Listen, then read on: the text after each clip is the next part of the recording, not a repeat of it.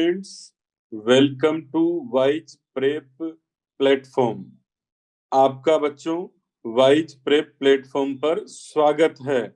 और बच्चों हम आज जो यहाँ पर नीट 2025 के जो क्वेश्चंस हैं उनको बच्चों हम अच्छे से यहाँ पर सोल्व करेंगे, थ्रू आउट सोल्व करेंगे, एक एक ऑप्शन अच्छे से देखेंगे प्रॉपर वे में, उसके पीछे क्या कॉन्सेप्ट है, किस टाइप का वो क्वेश्चन है, इजी है, मीडियम है, टफ है, किस टाइप का क्वेश्चन है, सारी बातें बच्चों अपन यहाँ पर डिस्कस करते हैं। तो बच्चों स्टार्ट करते हैं पहले क्वेश्चन से। पहला क्वेश्चन जो है उसमें हमें क्या बोला है कि यहाँ पर रेशो ऑफ वेवलेंथ पूछा है, दो वेवलेंथ का रेशो पूछा है, और किस एटम के लिए बच्चों, हाइड्रोजन एटम के लिए पूछा है, और दो ट्रांजिशन हमें मेंशन्ड है। पहला ट्रांजिशन n=2 से n=3, दूसरा ट्रांजिशन n=4 से n=6। बच्चों ये कौन से चैप्टर का क्वेश्चन हुआ? अगर हम देखें तो सर ये जो है एटॉमिक स्ट्रक्चर का क्वेश्चन है, और एटॉमिक स्ट्रक्चर में हम इसको रेडबर्ग फॉर्मूला में इसको पढ़ते हैं। रेडबर्ग फॉर्मूला क्या होता है? Wavelength equals to R Z square 1/n1 square -1/n2 square. पहले तो देख लेते हैं कौन सी टर्म क्या रिप्रेजेंट करती है। जेड जो है, आर जो है, यहाँ पर बच्चों आर जो है Rydberg constant, Z atomic number, n1 lower shell number, और n2 बच्चों क्या है? Higher shell number. और ये किसको बता रहा है? वेवलेंथ को बता रहा। तो अब हमें यहाँ पर वेवलेंथ फाइंड करनी है दो ट्रांजिशन के लिए, फिर उनका क्या लेना है बच्चों? रेशो लेना है। तो अगर हम स्टार्ट करें तो देखते हैं, सबसे पहले हम बात कर रहे हैं एच एटम की। हाइड्रोजन एटम है तो बच्चों जेड की वैल्यू क्या हो जाएगी? 1 के इक्वल हो जाएगी। पहले हम वेवलेंथ 1 की बात कर रहे हैं। वेवलेंथ 1 में अगर आप देखोगे तो 2 से 3 ट्रांजिशन दिया है। अगर 2 से 3 ट्रांजिशन दिया है तो बच्चों लोअर शेल नंबर क्या होगा? 2, और हायर शेल नंबर क्या होगा? 3। हम लगा देते हैं फॉर्मूला 1/वेवलेंथ 1 इक्वल्स टू आर, यहाँ पर 1 का स्क्वायर 1/2 स्क्वायर -1/3 स्क्वायर। क्लियर बच्चों? अब इसी को सोल्व कर लेते हैं। अगर हम बच्चों इसको सोल्व करेंगे तो 1/λ1 वेवलेंथ 1 इक्वल्स टू आर 1/4 -1/9। बच्चों इसको आगे सोल्व करें तो 1/वेवलेंथ 1 जो है वो क्या निकल कर आया? सर यहाँ पर एलसीएम लेंगे। अगर हम इन दोनों का एलसीएम लेंगे 4 और 9 का तो क्या एलसीएम होगा? 36। अगर हम इसको सोल्व करेंगे तो 1/वेवलेंथ 1, तो ये बच्चों आ जाएगा कितना? 5r/36। जबकि हमें 1/वेवलेंथ नहीं निकालना, हमें वेवलेंथ निकालना। तो बच्चों वेवलेंथ क्या हो जाएगी? 36/5r। इसको ऐसे ही रहने दीजिए, हमें बाद में रेशो लेना है। अब हम आगे बढ़ते हैं बच्चों, और आगे अगर हम बात करें तो हम देखेंगे वेवलेंथ 2 की बात करेंगे। वेवलेंथ 2 में ट्रांजिशन क्या दिया है?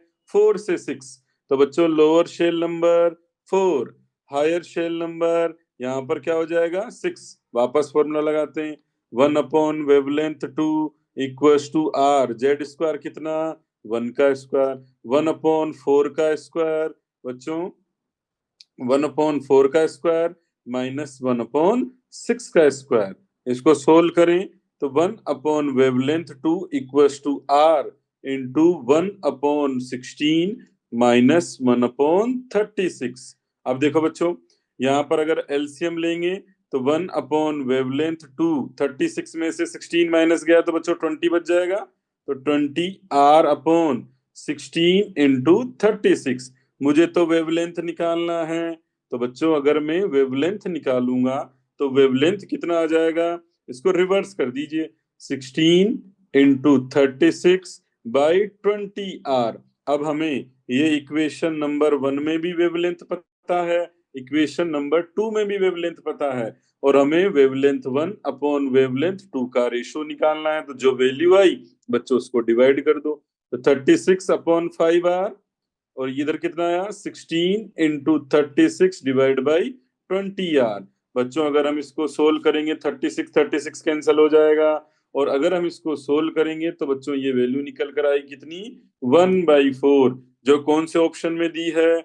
फोर्थ ऑप्शन में दी है। तो बच्चों सिंपल एटॉमिक स्ट्रक्चर का फॉर्मूला बेस्ड क्वेश्चन है, जिसमें हमें फॉर्मूला मेंशन पता होगा तो हम आसानी से इस क्वेश्चन को सोल्व कर सकते हैं।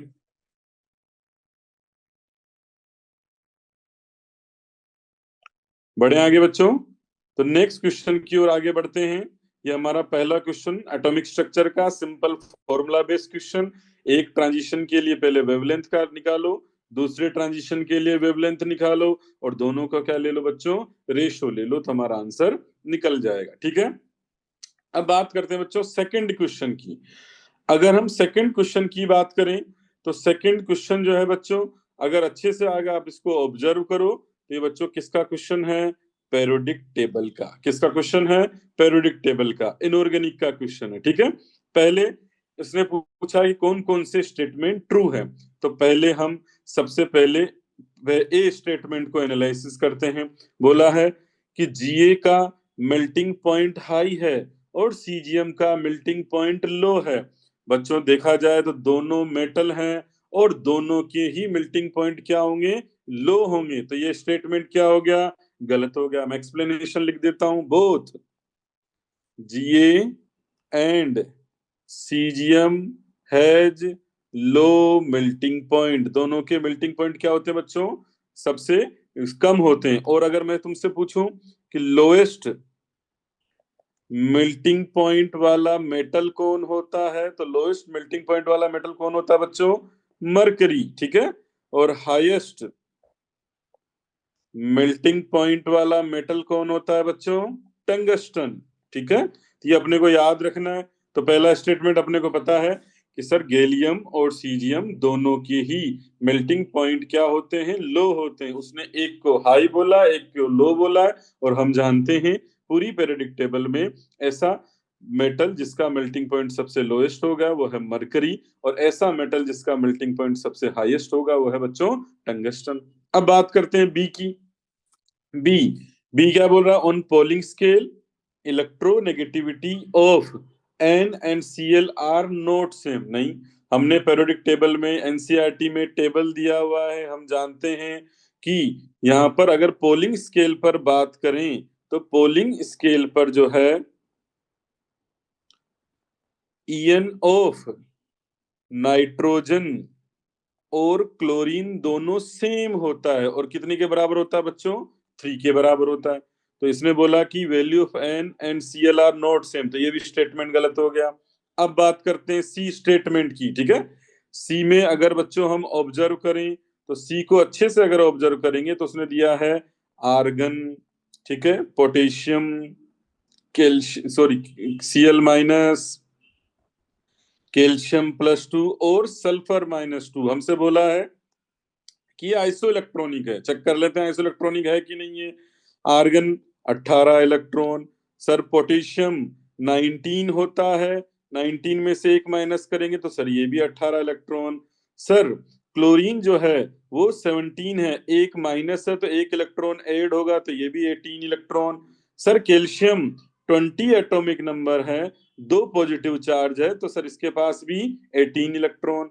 सर सल्फर जो है 16 जो है उसका एटॉमिक नंबर है, -2 जेड माइनस चार्ज। इलेक्ट्रॉन कैसे निकालते हैं बच्चों, जेड माइनस चार्ज से। तो अगर हम यहाँ पर इलेक्ट्रॉन निकालेंगे तो 18 इलेक्ट्रॉन।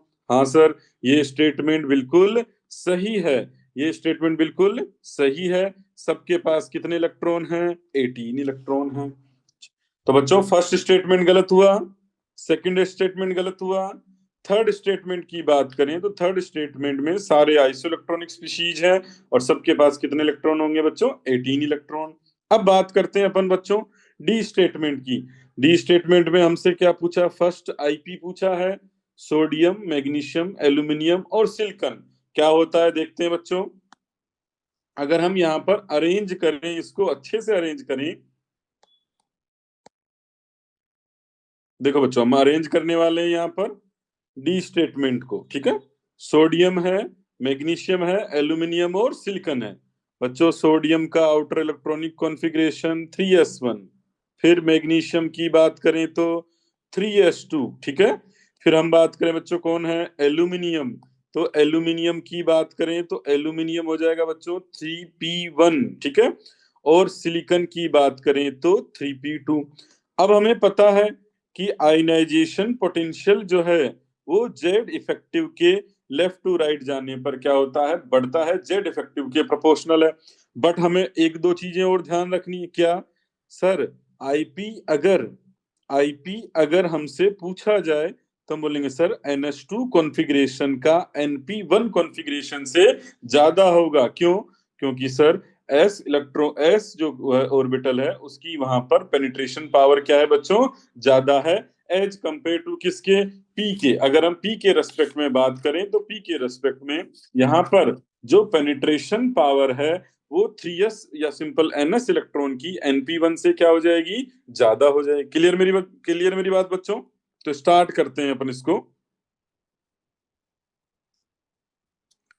तो सबसे ज्यादा जेड इफेक्टिव यहाँ आता है, लेफ्ट टू राइट जाए तो सोडियम, मैग्नीशियम और यहाँ पर एल्यूमिनियम और सिलिकॉन। तो सबसे जो राइट में है बच्चों वो कौन है, सिलिकॉन।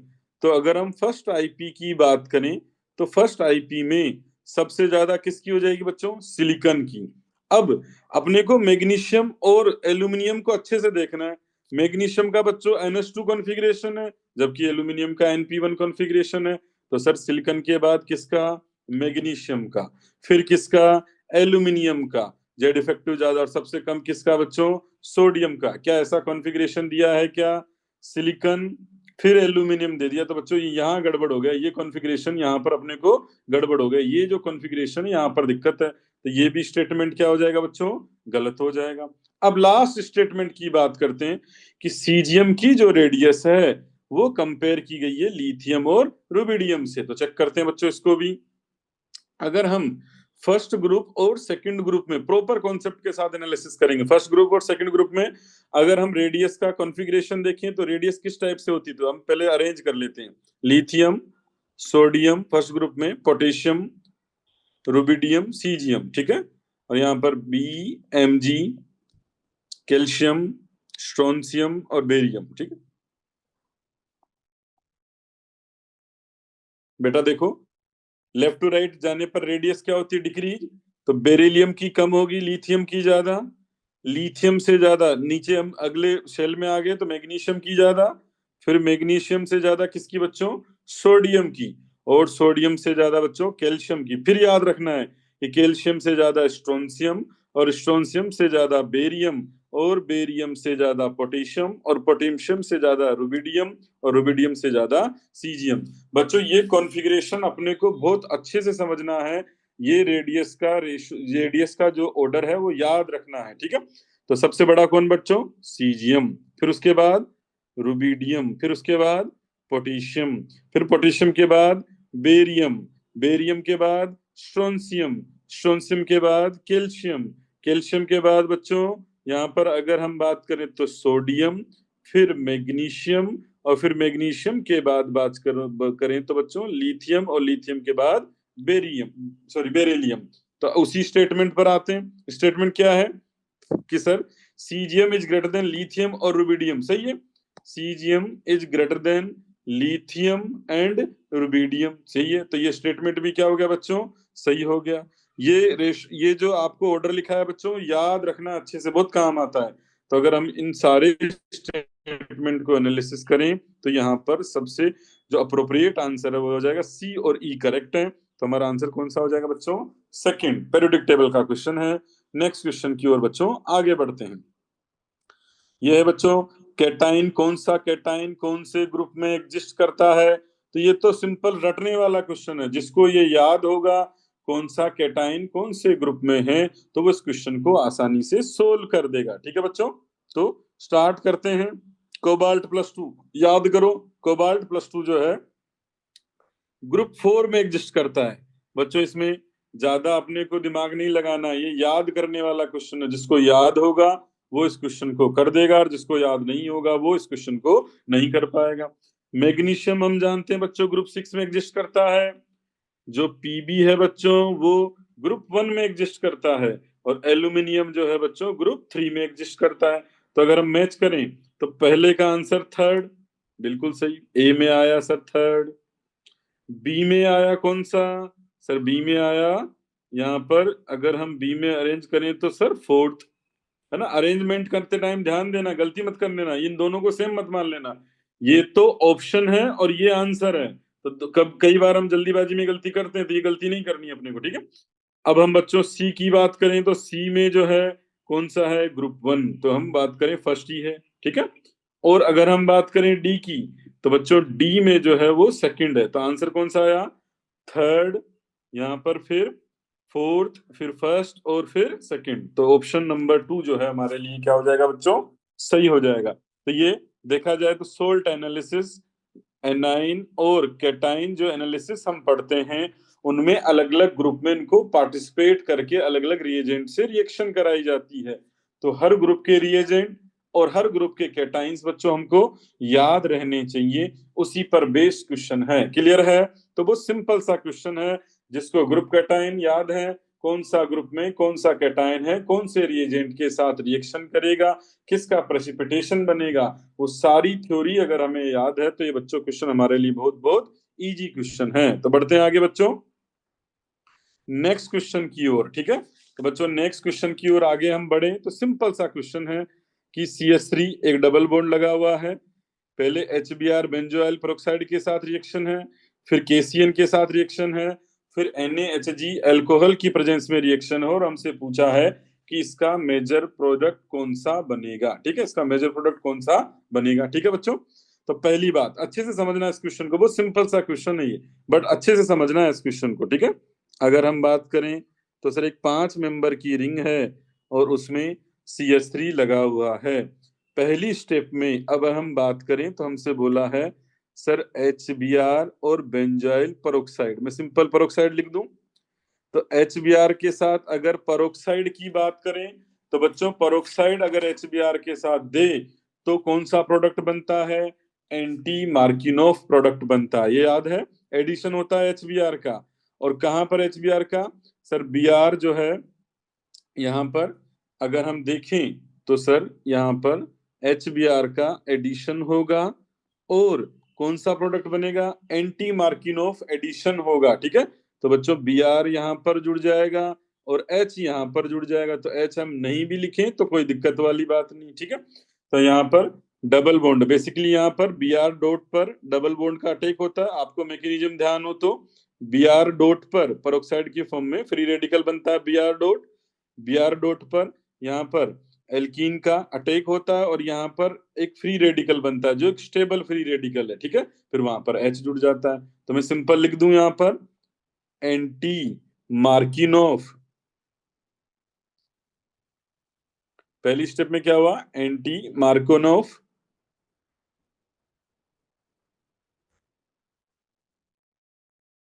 एडिशन, ठीक है। पहली रिएक्शन में एंटी मार्कोनोफ एडिशन HBr का, Br जो है लेस सब्स्टिट्यूट पर एडिशन होगा, यहाँ पर Br का एडिशन होगा, और यहाँ पर किसका एडिशन होगा?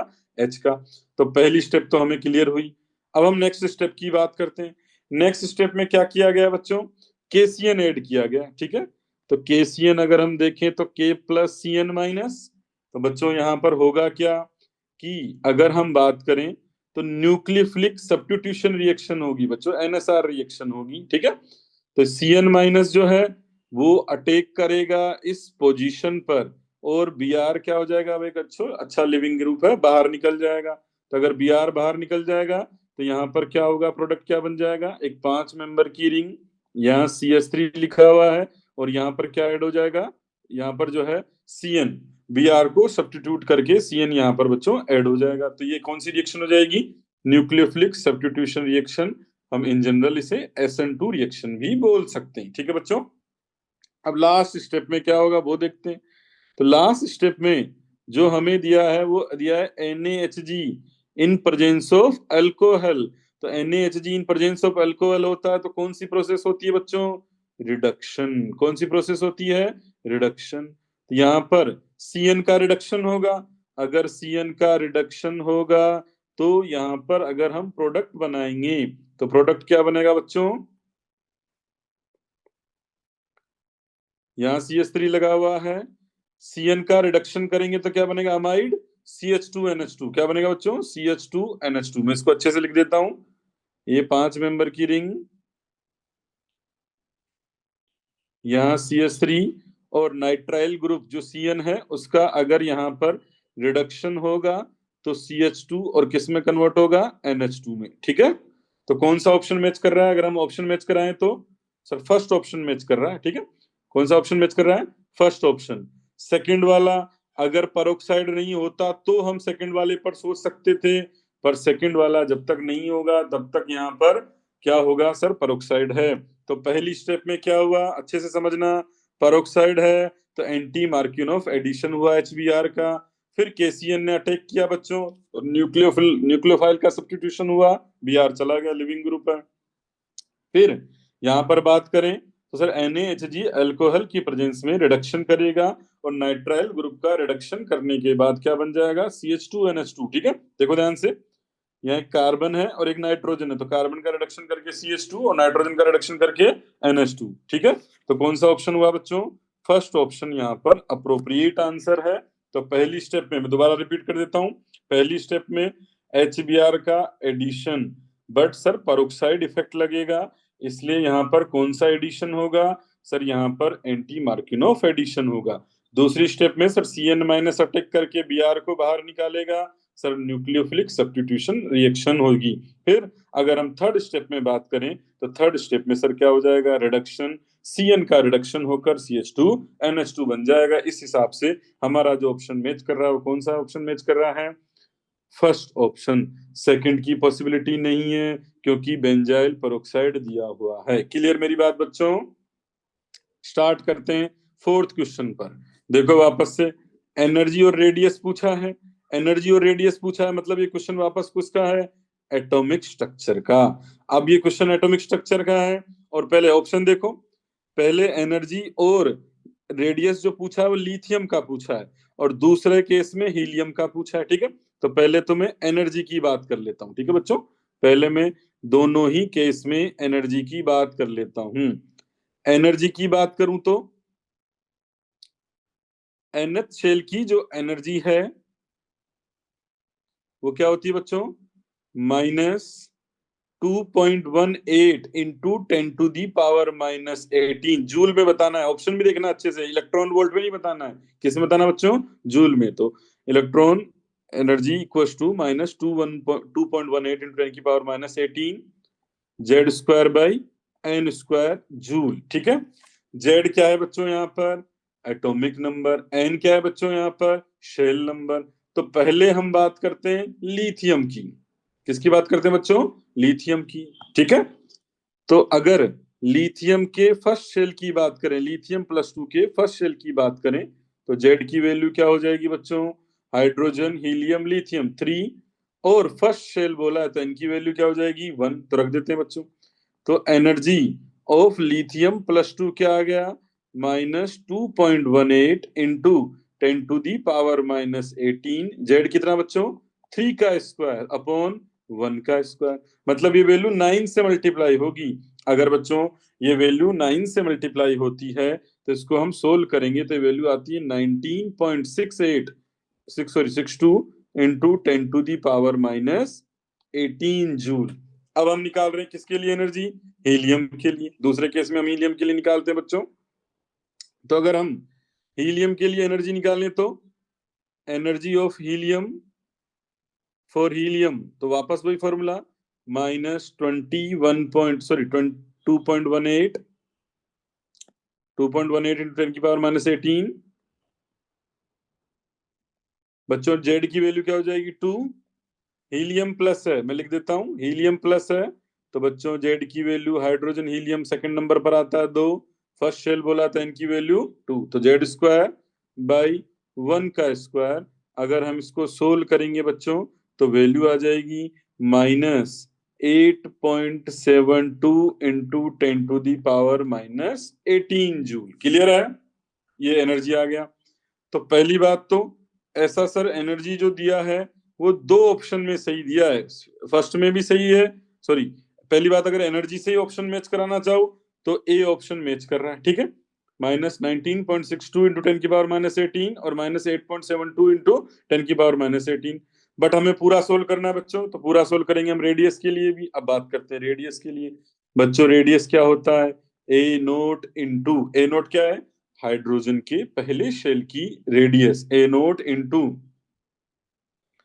N square by Z. ठीक है, ये पिकोमीटर में जो भी ए नोट का वैल्यू होगा उसमें आ जाएगा। ठीक है, तो बच्चों हम पहले रेडियस निकाल रहे हैं किसके लिए? लिथियम +2 के लिए। तो वही वापस जेड की वैल्यू 3 रखेंगे। तो ए नोट कितना है बच्चों? मेंशन किया गया क्वेश्चन में, ए नोट 52.9 इंटू एन की वैल्यू फर्स्ट शेल है तो 1 स्क्वायर, और बच्चों 3, यहाँ पर जेड की वैल्यू एल आई के लिए कितनी? 3। तो अगर इसको हम सोल्व करेंगे तो बच्चों ये वैल्यू आ जाएगी 17.6 पिकोमीटर। और इसी टाइप से हम हीलियम प्लस के लिए भी रेडियस निकालें तो 52.9 पिकोमीटर, एन की वैल्यू फर्स्ट सेल तो 1, और जेड की वैल्यू कितनी है बच्चों? जेड हमें दिया हाइड्रोजन 2, तो 2/2।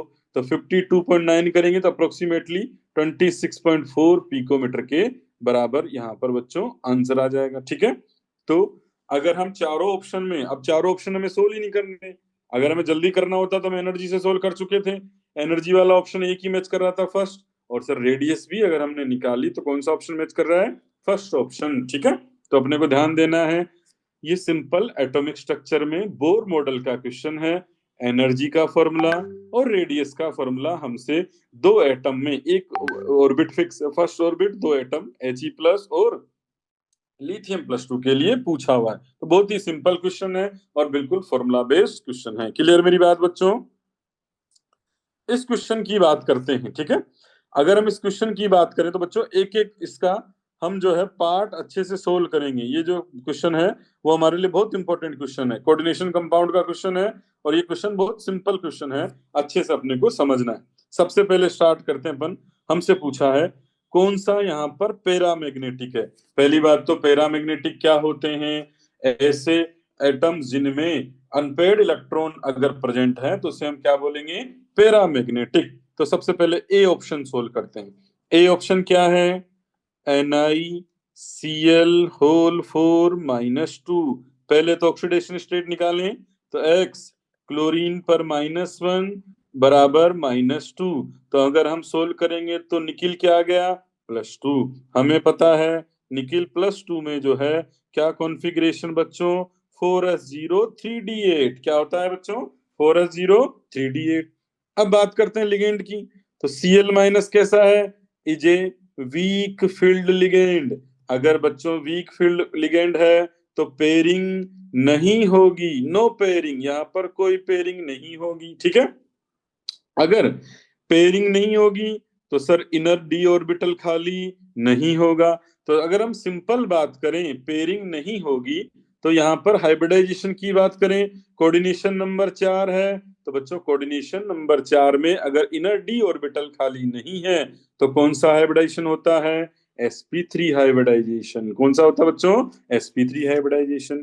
तो अगर हम ए को ही वापस सोल्व करें तो देखो ध्यान से, अगर हम ए को सोल्व करते हैं तो ए में क्या हुआ, मैं ए को ही आगे सोल्व कर रहा हूं। 3d8 बच्चों, 3d8 है, कोई पेयरिंग नहीं होगी। अगर कोई पेयरिंग नहीं होगी 3d8 no pairing, no pairing. तो अगर हम 3d में 8 इलेक्ट्रॉन यहां पर फिल करेंगे तो क्या होगा? 1 2 3, पेयरिंग नहीं करनी, 4 5 6 7 8। ठीक है, तो बच्चों दो अनपेयर्ड इलेक्ट्रॉन है। अगर दो अनपेयर्ड इलेक्ट्रॉन है, बहुत अच्छे से सोल्व करेंगे, दो अनपेयर्ड इलेक्ट्रॉन है तो इसको हम क्या बोलेंगे?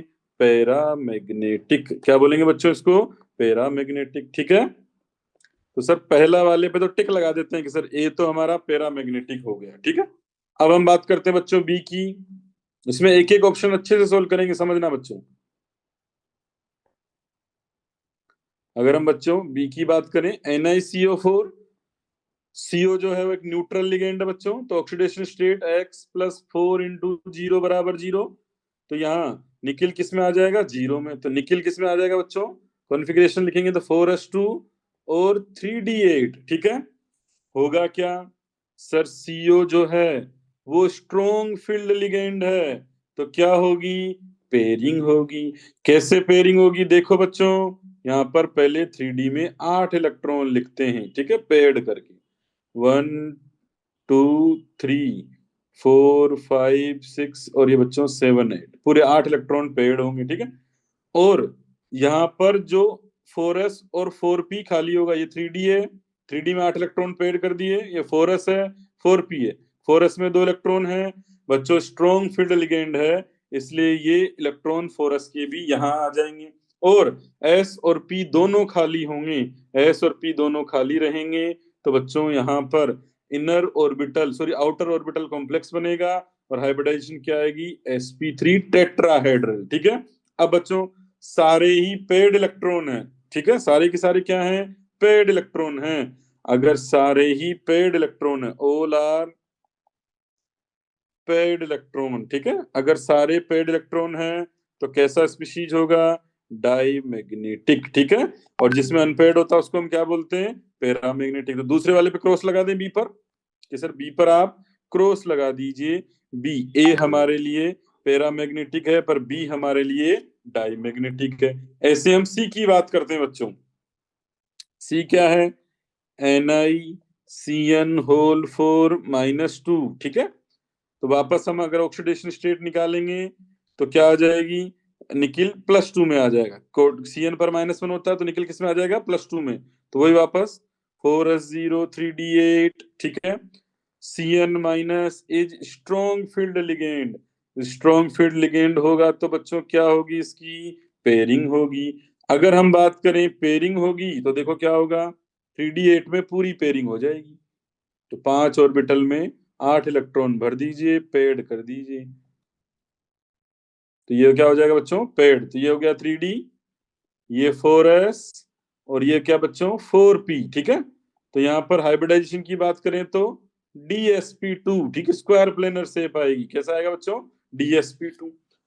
अब ये आया हमारे लिए DsP2। अगर सारे पेड इलेक्ट्रॉन है, all are paired electron, all are paired electron, तो ये भी कैसा हुआ? डाईमैग्नेटिक। कैसा हो बच्चों? डाईमैग्नेटिक, ठीक है। तो इस पे भी क्रॉस लगा देते हैं कि सर सी ऑप्शन भी हमारे लिए डाईमैग्नेटिक है, हमें तो पैरामैग्नेटिक निकालना है। फिर बात करते हैं डी की, ठीक है बच्चों। हम बात करते हैं फिर डी ऑप्शन की। अगर हम डी ऑप्शन की बात करें तो डी ऑप्शन क्या है? NiH2O6। H2O एक न्यूट्रल लिगेंड है। H2O क्या है बच्चों? न्यूट्रल लिगेंड है। तो वही वापस X+6 × 0 = +2। तो यहाँ पर भी ऑक्सीडेशन स्टेट कितना आ जाएगा बच्चों? +2 आ जाएगा। तो निकिल +2 में आप कॉन्फ़िगरेशन लिखोगे तो क्या बन जाएगा? 3d8। बट बच्चों H2O में ऑक्सीजन डोनर है। ऑक्सीजन डोनर क्या होते हैं? Weak field ligand. अगर वीक फील्ड लिगेंड है तो कोई पेयरिंग नहीं होगी। तो अगर पेयरिंग नहीं होगी तो अनपेड इलेक्ट्रॉन होगा? होगा सर। अगर अनपेड इलेक्ट्रॉन होगा तो उसे हम क्या बोलेंगे? पैरामैग्नेटिक। क्या बोलेंगे बच्चों? पैरामैग्नेटिक। तो 2 अनपेड इलेक्ट्रॉन लिख दूं, ये भी कैसा हुआ?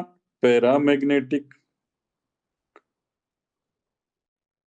अगर इसमें हाइब्रिडाइजेशन पूछता तो बच्चों क्या होती है? sp3d2 आउटर ऑर्बिटल कॉम्प्लेक्स, क्योंकि कोऑर्डिनेशन नंबर 6 है तो कोऑर्डिनेशन नंबर 6 में ऑक्टाहेड्रल sp3d2। क्लियर मेरी बात बच्चों?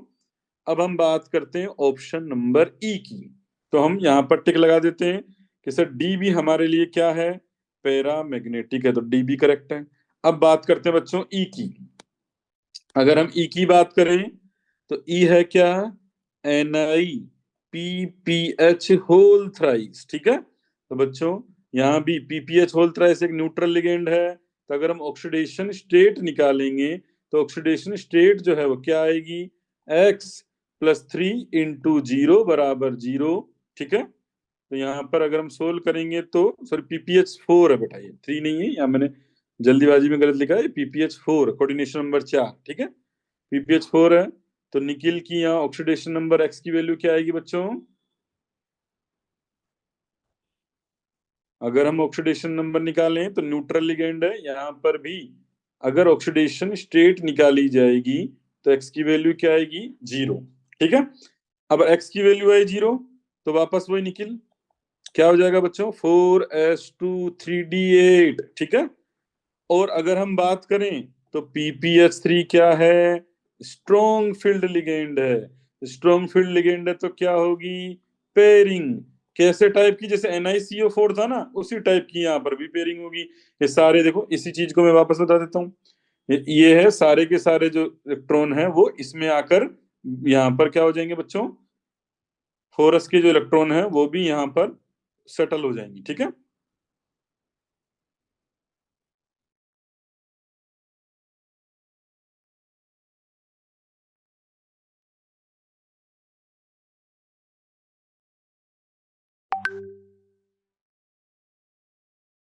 तो सेम जैसे वहां पर हमने किया था वैसे ही यहाँ पर sp3 हाइब्रिडाइजेशन। बच्चों sp3 हाइब्रिडाइजेशन अगर होगी सेम जो CO टाइप का था वो सेम इसमें भी होगा। अगर बच्चों sp3 हाइब्रिडाइजेशन होगी तो क्या बोलेंगे? No unpaired electron. कोई अनपेयर्ड इलेक्ट्रॉन नहीं है। कोई भी अनपेयर्ड इलेक्ट्रॉन अगर नहीं है तो हम क्या बोलेंगे इसको? कि सर ये क्या है? Diamagnetic. तो बच्चों डाई मैग्नेटिक आ गया, ईबी क्या आ गया हमारे लिए? डाई मैग्नेटिक आ गया। तो ये अपने को ध्यान रखना है अच्छे से। ठीक है, कोऑर्डिनेशन कंपाउंड का क्वेश्चन है, प्रॉपर वे में एक एक पॉइंट का ध्यान रखते हुए अपन इसको सोल्व करेंगे। क्लियर मेरी बात बच्चों? तो ये भी क्या हो गया? Diamagnetic. तो कौन कौन सा सही हुआ? एक तो ए सही है और एक डी सही है, ऑप्शन नंबर सी। ठीक है, तो हम बोलेंगे ऑप्शन नंबर सी जो है वो थर्ड ऑप्शन जो है वो बिल्कुल करेक्ट है। उसमें क्या क्या बोला गया है कि सर यहाँ पर एक तो NiCl4 और NiH2 होल 6। ठीक है, कॉन्सेप्ट क्या है? कोऑर्डिनेशन कंपाउंड का क्वेश्चन है। कॉन्सेप्ट क्या है? पहले हमें ऑक्सीडेशन स्टेट निकालना है, फिर देखना है कौन सा लिगेंड है, पेयरिंग है कि नहीं है। पेयरिंग होगी तो सर वो मोस्टली जनरली पेयरिंग होगी तो क्या होते हैं वो? इन जनरल बोल रहा हूँ, तो क्या होते हैं वो सर? पेयरिंग होने के बाद वो वहां पर पेड इलेक्ट्रॉन नहीं, पेड इलेक्ट्रॉन होते हैं, अनपेड इलेक्ट्रॉन नहीं बचते हैं, इसलिए वो डाईमैग्नेटिक। और अगर वीक फील्ड लिगेंड है तो वीक फील्ड के लिगेंड के केस में पेयरिंग नहीं होगी और अनपेड इलेक्ट्रॉन बचेंगे। अनपेड इलेक्ट्रॉन बचेंगे तो उसको हम क्या बोलेंगे बच्चों? उसे हम बोलेंगे क्या? पैरामैग्नेटिक। तो यहाँ ए और डी जो है, मैंने चारों ABCDE अच्छे से सोल्व किए हैं यहाँ पर, और हमें पता इसकी बेसिस पर हमने बोला है कि ए और डी जो है, सॉरी ए, मैंने गलत लिखा है क्या बच्चों? ए और सी, यहाँ पर ए और डी नहीं, ए और सी। नहीं नहीं, हमें पैरामैग्नेटिक पूछा है, ए और डी बिल्कुल सही। फिर पैरामैग्नेटिक पूछा है तो ए और डी। डायमैग्नेटिक पूछता तो क्या आंसर देते बच्चों? B C और E। डायमैग्नेटिक में क्या आंसर देते हैं? B C और E। तो दोनों तरीके से क्वेश्चन पूछ सकता है हमसे, पैरामैग्नेटिक भी पूछ सकता है और डायमैग्नेटिक भी पूछ सकता है। तो पैरामैग्नेटिक हुए ए और डी, और डायमैग्नेटिक हुए B C और E। तो अगर हमसे पूछता कि यहाँ डायमैग्नेटिक कौन है तो ऑप्शन उसमें क्या लेना पड़ता? BCE। बड़े आगे बच्चों, ये देखो पी ब्लॉक का क्वेश्चन है बच्चों, पढ़ो अच्छे से क्वेश्चन को। लाइक नाइट्रोजन, स्टेटमेंट बन दिया, like nitrogen that can form ammonia arsenic can form arsine. ठीक है, जैसे अमोनिया फॉर्म होता है NH3, ऐसे AsH3 भी फॉर्म होता है कि नहीं होता, उसका अपन से पूछा स्टेटमेंट 1 में। दूसरा स्टेटमेंट 2 में क्या पूछा है कि एंटीमनी जो है वो एंटीमनी Sb जो है वो भी पेंटाक्साइड बनाता है कि नहीं बनाता है। तो पी ब्लॉक का क्वेश्चन है, और पी ब्लॉक में भी बच्चों कौन से ग्रुप का क्वेश्चन है? ग्रुप 15 का क्वेश्चन है। तो बेसिक प्रॉपर्टी का क्वेश्चन है, क्या बोलेंगे? ग्रुप 15 के सारे elements, all elements forms hydride as EH3। ठीक है, जैसे NH3 बनता है वैसे AsH3 भी बनता है। सारे एलिमेंट जो हैं ग्रुप 15 के वो हाइड्राइड बनाते हैं एज EH3। जैसे NH3 बनता है वैसे AH3S बनता है। तो अगर हम बोलें तो फर्स्ट स्टेटमेंट क्या हो गया? करेक्ट हो गया। ठीक है, अब बात करते हैं सेकंड स्टेटमेंट की। ठीक है, हम बात करते हैं ग्रुप 15 के जो ऑल एलिमेंट्स हैं वो ऑक्साइड बनाते हैं, फॉर्म्स ऑक्साइड। एक तो ऑक्साइड बनता है बच्चों E2O3 टाइप का, और एक बनता है E2O5 टाइप का, ठीक है, जो है सारे के सारे ई मतलब ग्रुप 15 एलिमेंट्स हैं। ग्रुप 15 एलिमेंट जो हैं दो टाइप के ऑक्साइड बनाते हैं, E2O3 और E2O5, ठीक है। तो एंटीमनी भी बच्चों Sb2O5 टाइप का यहाँ पर ऑक्साइड बना सकता है। उसने बोला कैन नॉट फॉर्म, तो दूसरा स्टेटमेंट क्या हो गया, गलत हो गया, पहला सही हो गया। तो देखो पहला स्टेटमेंट सही, दूसरा गलत है, तो both statement 1 is correct and statement 2 is incorrect. तो कौन सा ऑप्शन हुआ बच्चों, थर्ड ऑप्शन, ठीक है।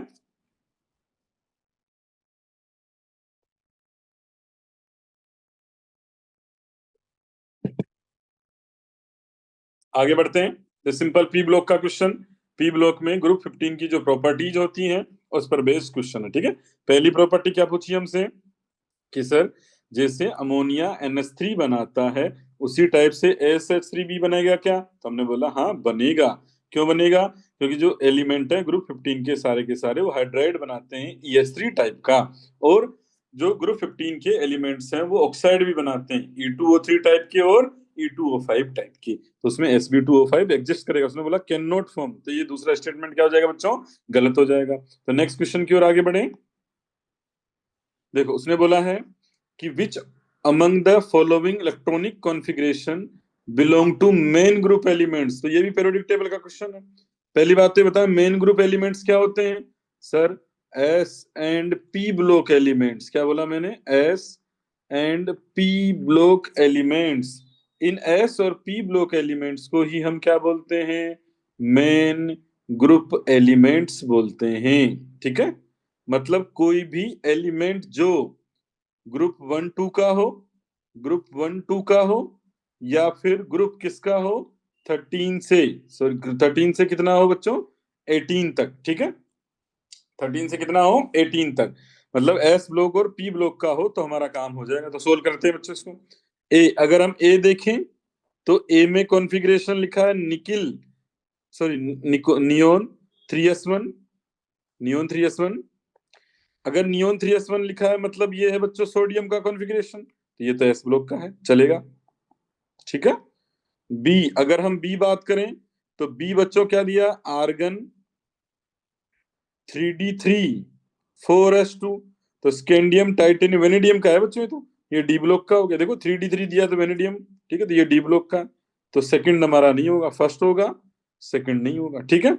अब बात करते हैं थर्ड ऑप्शन की, सी की। अगर बच्चों थ्री थ्री की बात करें तो थ्री में दिया है क्रिप्टॉन 4d10 5s2 और 5p5, लास्ट इलेक्ट्रॉन जो है पी में जा रहा है, तो ये तो पी ब्लॉक का है बच्चों। और अच्छे से देखो तो ये आयोडीन का कॉन्फ़िगरेशन है, ठीक है। अच्छे से देखो तो किसका कॉन्फ़िगरेशन है बच्चों, आयोडीन का, पी ब्लॉक का है, तो ये भी हमारा हो जाएगा मेन ग्रुप एलिमेंट। ए और सी तो निकल गए, ठीक है। बात करते हैं डी की। अगर हम बच्चों डी की बात करें तो डी जो है आर्गन 3d10 4s1, देखा जाए तो ये कॉन्फ़िगरेशन कॉपर का है, और कॉपर कौन से एलिमेंट होता है बच्चों, डी ब्लॉक होता है, तो ये भी हमारा आंसर नहीं होगा मेन ग्रुप एलिमेंट में। अब बात करते हैं ई की, तो ई देखो अच्छे से, रेडोन 5f0 6d2 और 7s2, तो बच्चों ये एफ ब्लॉक का कॉन्फ़िगरेशन है। अगर हमें कॉन्फ़िगरेशन अच्छे से याद होगा तो ये किसका कॉन्फ़िगरेशन है, एफ ब्लॉक का, और वो भी थोरियम का कॉन्फ़िगरेशन है, ठीक है। ये जो है एफ ब्लॉक का है, और किसका कॉन्फ़िगरेशन बच्चों, थोरियम का, ठीक है। तो यहाँ पर ई भी नहीं है, तो हमारे आंसर कौन से हो जाएंगे, ए और सी। तो मेन ग्रुप एलिमेंट्स वो होते हैं जो किसमें होते हैं, एस और पी ब्लॉक एलिमेंट्स होते हैं। तो एस और पी ब्लॉक में अगर हम कॉन्फ़िगरेशन से देखें तो ए एस ब्लॉक का है, और सर यहाँ सी जो है वो पी ब्लॉक का है, बी जो है वो डी ब्लॉक का, डी बी डी ब्लॉक का, और ई जो है वो एफ ब्लॉक का। तो हमारे लिए ये आंसर नहीं है, ये आंसर नहीं है, ये आंसर नहीं है, ए और सी। तो ए और सी जो दिए हैं वो सेकंड ऑप्शन में करेक्ट दिए हैं। तो ये भी पीरियोडिक टेबल का क्वेश्चन है। मेन ग्रुप एलिमेंट्स वो होते हैं जो एस और पी ब्लॉक के एलिमेंट्स होते हैं। बढ़े आगे बच्चों। डोल्टन्स एटॉमिक थ्योरी, वापस एटॉमिक स्ट्रक्चर से क्वेश्चन पूछा है, ठीक है। डोल्टन्स एटॉमिक थ्योरी क्या बोलती है कि सर मैटर में जो अल्टीमेट पार्टिकल होता है जो अनडिविजिबल होता है उसे हम एटम बोलते हैं। ठीक है, तो मैटर का जो बच्चों अल्टीमेट पार्टिकल है और जो अनडिविजिबल है उसे हम क्या बोलते हैं, एटम। तो उसने बोला है कि आप एटम, जो डाल्टन ने एटॉमिक थ्योरी दी, उससे आप क्या क्या एक्सप्लेन कर सकते हो। तो उससे हमें ये एनसीईआरटी का फुल एनसीईआरटी बेस्ड क्वेश्चन है। ठीक है, अगर हम बात करें तो एटम यहाँ पर जो है according to Dalton atomic theory, उसमें हम क्या क्या एक्सप्लेन कर सकते हैं, law of conservation of mass, law of, हम यहाँ पर इसने बोला कि क्या एक्सप्लेन नहीं कर सकते हैं, हमें क्या क्या एक्सप्लेन कर सकते हैं, law of conservation of mass, constant proportion, multiple proportion. देखिए कैसे, जैसे कंजर्वेशन ऑफ मास की बात करूं तो H2 जैसे plus 2H2 plus O2 give you H2O। ठीक है, तो कहने का मतलब है कि एक बैलेंस केमिकल रिएक्शन में जितना मास रिएक्टेंट का है उतना ही मास किसका होता है, प्रोडक्ट का। अगर मान लो ये एटम कुछ टूट जाता, किसी दूसरे एटम में कन्वर्ट हो जाता, अनदर एटम में कन्वर्ट हो जाता, इधर भी हाइड्रोजन 4 है, इधर भी 4 एटम है, ऑक्सीजन इधर 2 एटम है, इधर भी 2 एटम है, तो अगर ये एटम डिस्ट्रीब्यूट होते या डिवाइड होते, इंडिविजुअल नहीं होते अकॉर्डिंग टू डाल्टन, तो यहाँ पर मास भी क्या होता, चेंज होता, पर मास क्या है, कांस्टेंट है। तो ये हमारा ऑप्शन नंबर 1 सोल्व हुआ। ऑप्शन नंबर 2 की बात करें, जैसे H2O वाटर है, इसका हम कोई सा भी सोर्स ले सकते हैं। सोर्स जैसे सर वाटर का सोर्स क्या हो सकता है, रिवर हो सकता है, सर टेप वाटर हो सकता है। ठीक है, कई सारे सोर्स हो सकते हैं, बट सारे सोर्स में 2 ग्राम हाइड्रोजन होगा और 16 ग्राम क्या होगा, ऑक्सीजन होगा। तो हाइड्रोजन और ऑक्सीजन का जो रेशो है वो हमेशा क्या होगा, 1:8 होगा। वो कौन सा लॉ है, लॉ ऑफ कांस्टेंट प्रोपोर्शन। तो कांस्टेंट प्रोपोर्शन क्या बोलता है कि सर जो रेशो है वो हमेशा क्या होगा, 1:8 में। अगर मान लो अलग अलग सोर्स में ये एटम डिवाइड होते या ये अल्टीमेट पार्टिकल नहीं होते तो ये रेशो भी चेंज होता। तो सेकंड भी यहाँ पर फॉलो करता है डाल्टन्स लॉ को। थर्ड की बात करते हैं, सी की, मल्टीपल प्रोपोर्शन। मल्टीपल प्रोपोर्शन क्या बोलता है, जैसे सल्फर और ऑक्सीजन है, ठीक है, कंबाइन होकर क्या बनाते हैं, SO2 और SO3। तो मल्टीपल प्रोपोर्शन बोलता है एक एटम का मास फिक्स रहेगा और दूसरे का मास जो है वो सिंपलेस्ट रेशियो में वेरी करेगा। ठीक है, तो देखो ध्यान से, अच्छे से देखो, अगर मैं यहाँ पर मेंशन करूं तो सल्फर का मास फिक्स है और इसका मास क्या, एक सिंपलेस्ट रेशियो जो कि 2:3 में क्या कर रहा है, वेरी कर रहा है। अगर मान लो ये अलग अलग कंपाउंड बनाने पर एटम्स चेंज होते तो यहाँ पर क्या होता बच्चों, यहाँ जैसे यही तो बात कर रहा है कि एटम चेंज नहीं होगा, इंडिविजुअल पार्टिकल है।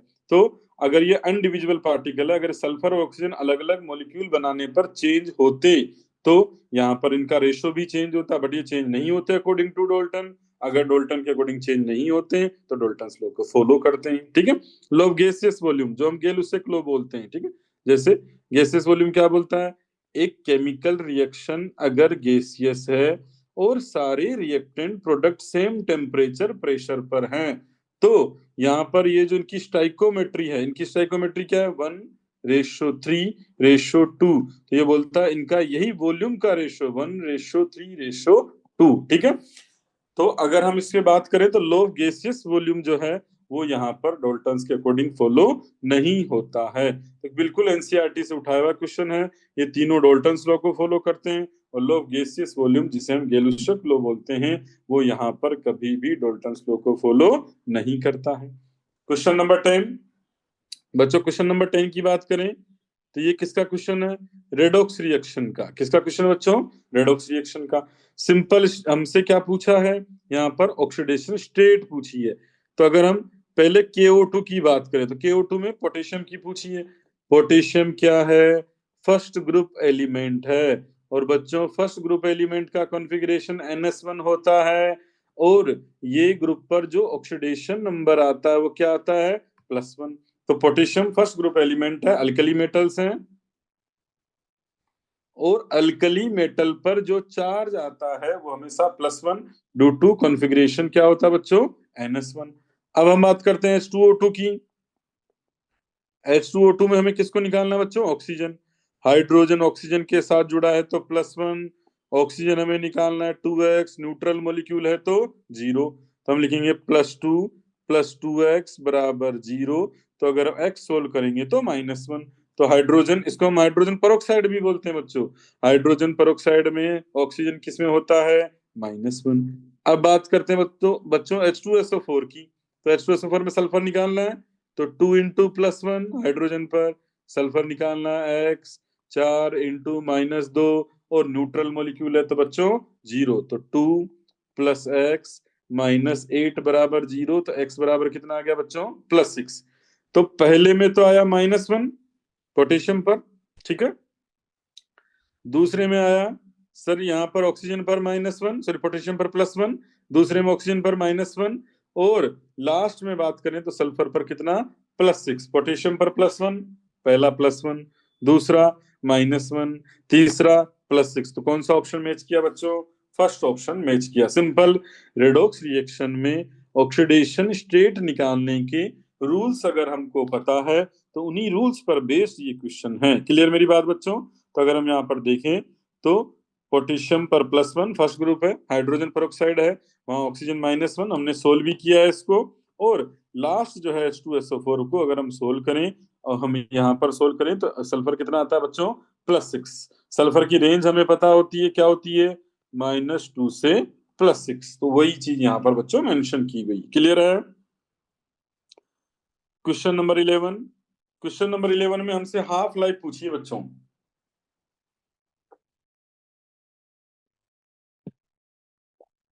हाफ लाइफ पूछिए और रिएक्शन हमें दी कौन से ऑर्डर की? फर्स्ट ऑर्डर की, ठीक है। और हमें हाफ लाइफ सॉरी दी हुई है, हाफ लाइफ पूछी नहीं बच्चों, हाफ लाइफ दी हुई है, ठीक है। तो टी हाफ हमें कितना दिया बच्चों? 1 मिनट। और फर्स्ट ऑर्डर में हम जानते हैं कि हाफ लाइफ का जो फॉर्मूला होता है वो क्या होता है? 0.693/k के बराबर होता है। कुछ बच्चों को डायरेक्टली रिजल्ट याद होता है तो डायरेक्टली कर लेते हैं, जिनको आज रिजल्ट याद नहीं है उनके लिए हम प्रॉपर वे में मेंशन कर देते हैं, ठीक है। और हमें से कौन सा टाइम पूछा है?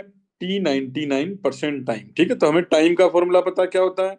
2.303 फर्स्ट ऑर्डर में बाई के लोग initial concentration upon remaining concentration, ठीक है। तो अगर एट हम t इक्वस टू T99.9% की बात करें, इसका मतलब है वो टाइम जिस टाइम पर रिएक्शन का रिएक्टेंट जो है 99.9% कंज्यूम हो चुका है और 0.1% क्या है? बचा है। यहाँ ए नोट मतलब इनिशियल कंसंट्रेशन ऑफ रिएक्टेंट और एटी मतलब रिमेनिंग कंसंट्रेशन ऑफ रिएक्टेंट। तो T99.9 का मतलब क्या है बच्चों? वो टाइम जिस टाइम पर रिएक्टेंट 99.9% रिएक्टेंट प्रोडक्ट में कन्वर्ट हो गया है और 0.1% बचा है। तो अगर मैं यहाँ पर ए नोट लूं तो ए नोट कितना हो जाएगा बच्चों? 100। और रिमेनिंग पूछूं तो सर ए नोट इनिशियल 100 था, 99.9 कंप्लीट हुआ तो बचा कितना सर? 0.1। कितना बचा? 0.1। फॉर्मूले में रख देते हैं। क्या है formula? T99.9% equals to 2.303/k लोग ऊपर 100 और नीचे कितना है बच्चों? 0.1। इसको सोल्व करें तो T99.9% इक्वल्स टू 2.303/k लोग, यहां पर आ जाएगा बच्चों 1000। 1000 को 10 की पावर 3 लिख सकते हैं। तो 1000 को मैंने क्या लिखा? 10 की पावर 3। तो पावर 3 आगे आ जाएगा बच्चों, ये क्या बन जाएगा? T99.9% equals to 2.303 into 3/k और log 10 बच जाएगा। log 10 कितना होता है बच्चों? 1। इसको सोल्व करें तो ये देखो ध्यान से कितना है बच्चों? ये वैल्यू 6.909/k। अब देखो इसको थोड़ा मैं रीअरेंज करके लिख रहा हूँ। कैसे रीअरेंज कर रहा हूँ? T99.9% equals to 10 into 0.6909/k। तो देखो ध्यान से ये जो वैल्यू है वो हाफ लाइफ है। देखो ध्यान से पीछे हमने लिखी 0.693/k, तो अप्रोक्सीमेटली इसको हम 0.69 बोल सकते हैं। तो ये वैल्यू कितनी हो जाएगी? Half life.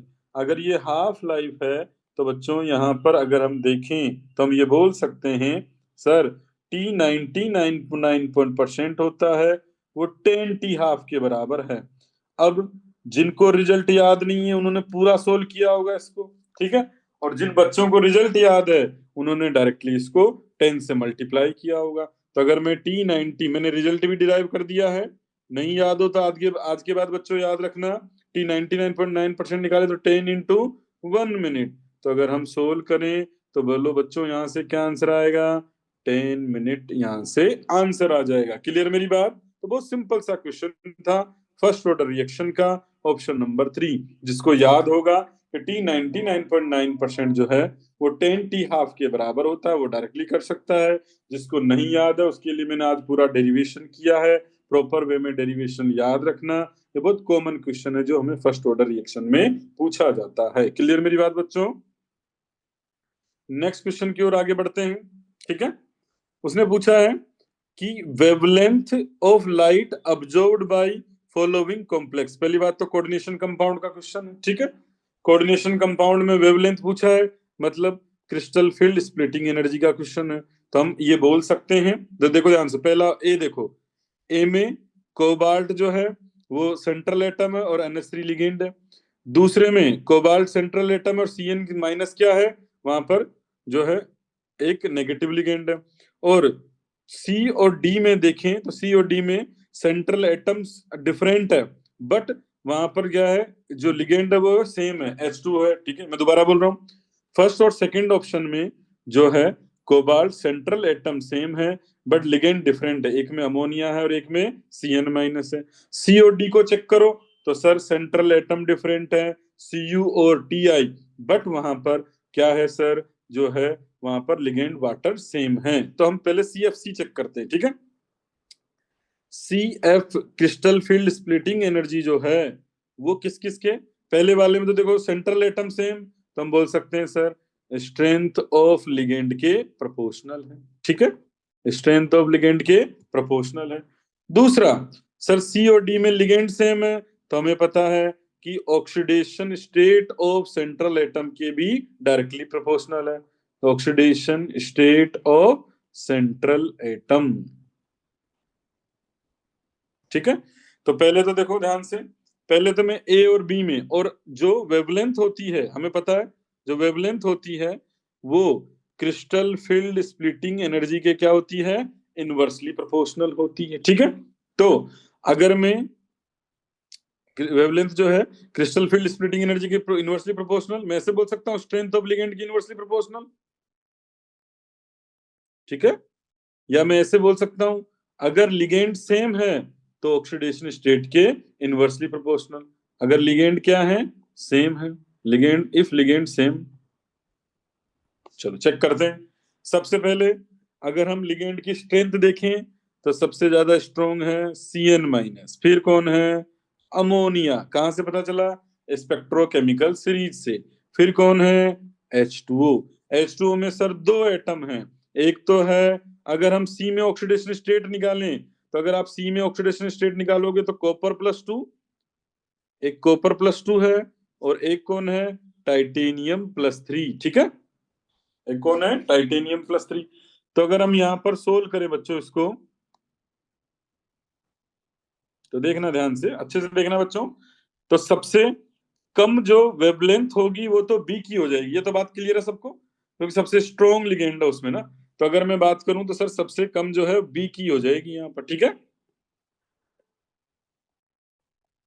अगर वेवलेंथ अब्जॉर्ब्ड पूछूं, ऑर्डर ऑफ वेवलेंथ निकालूं तो ऑर्डर ऑफ वेवलेंथ देखते जाना, ठीक है।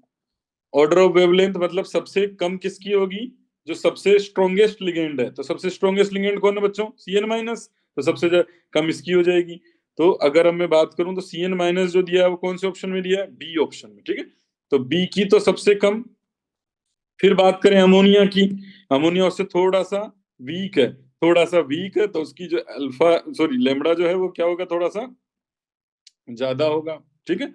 फिर हम बात करें किसकी, सर अगर हम बात करें वाटर की, तो वाटर में दो हैं, तो जिसकी ऑक्सीडेशन स्टेट ज्यादा उसका वेवलेंथ कम, तो हम यहाँ पर बात करेंगे सर डी की, ठीक है। फिर हम किसकी बात करेंगे सर, डी की। फिर लास्ट में सबसे कम जो ऑक्सीडेशन स्टेट है वो सी की, तो यहाँ आंसर आ जाएगा सी। क्लियर मेरी बात, मैं अरेंज भी कर देता हूँ। तो अगर हम बी अरेंज करें तो क्या है, CO CN होल 6 -3, ठीक है। फिर है अगर हम ए अरेंज करें तो ए क्या है बच्चों, CO NH3 होल 6 +3, ठीक है। अगर हम डी की बात करें तो डी क्या है, TiH2O होल 6 +3। और सबसे लास्ट में अगर हम सी की बात करें तो सी क्या है बच्चों, कॉपर H2O होल 6 +2, ठीक है। तो एक सिंपल सा क्वेश्चन है। इन दोनों में तो हमने क्या देखा, इन तीनों में स्ट्रेंथ ऑफ लिगेंड, ठीक है। सबसे स्ट्रॉन्ग है CN-, तो इसको सबसे लास्ट में, फिर अमोनिया, फिर वाटर।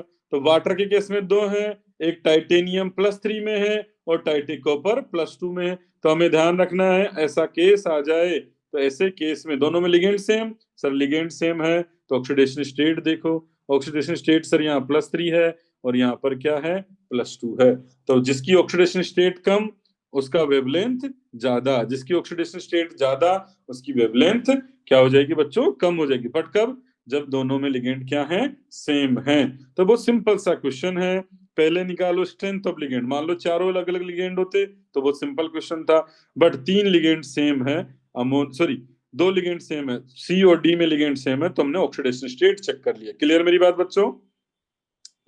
तो अगर हम चारों ऑप्शन को सही से देखें तो सी में और डी में यहाँ पर क्या है सर, सी और डी में जो है ऑक्सीडेशन स्टेट मतलब एटम ही डिफरेंट है, एक Ti+3 है, कॉपर +2 है। बट सर दोनों में लिगेंड सेम है, लिगेंड सेम है तो +2 का वेवलेंथ ज्यादा और Ti+3 का वेवलेंथ कम।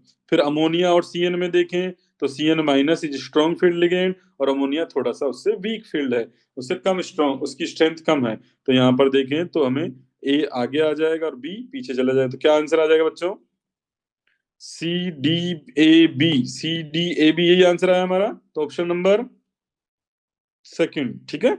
ऑप्शन नंबर क्या हो जाएगा बच्चों, सेकंड हमारा आंसर हो जाएगा। क्लियर है। तो बहुत सिंपल क्वेश्चन था, बट प्रॉपर वे में हमें एनालिसिस करना है कि हमें किस किस टाइप से क्वेश्चन को पूछा हुआ है। ठीक है बच्चों, बढ़े आगे। आगे देखते हैं सिस ट्रांस आइसोमर्स। तो बच्चों ऐसा कौन सा कंपाउंड है जो सिस ट्रांस आइसोमर दे रहा है। तो पहली बात तो हम बात करेंगे सर सिस ट्रांस आइसोमर्स के लिए कौन सा रोटेशन होना चाहिए, रिस्ट्रिक्टेड रोटेशन, ठीक है। कौन सा होना चाहिए बच्चों, रिस्ट्रिक्टेड रोटेशन, ठीक है। रिस्ट्रिक्टेड रोटेशन किस किस में हो सकता है बच्चों, एक तो डबल बॉन्ड के अलोंग हो सकता है या फिर रिंग में हो सकता है, ठीक है। दूसरी बात क्या बच्चों, दो डिफरेंट ग्रुप होने चाहिए, डबल बॉन्ड के अराउंड क्या होने चाहिए, डिफरेंट ग्रुप, ठीक है। Different group around double bond और ring.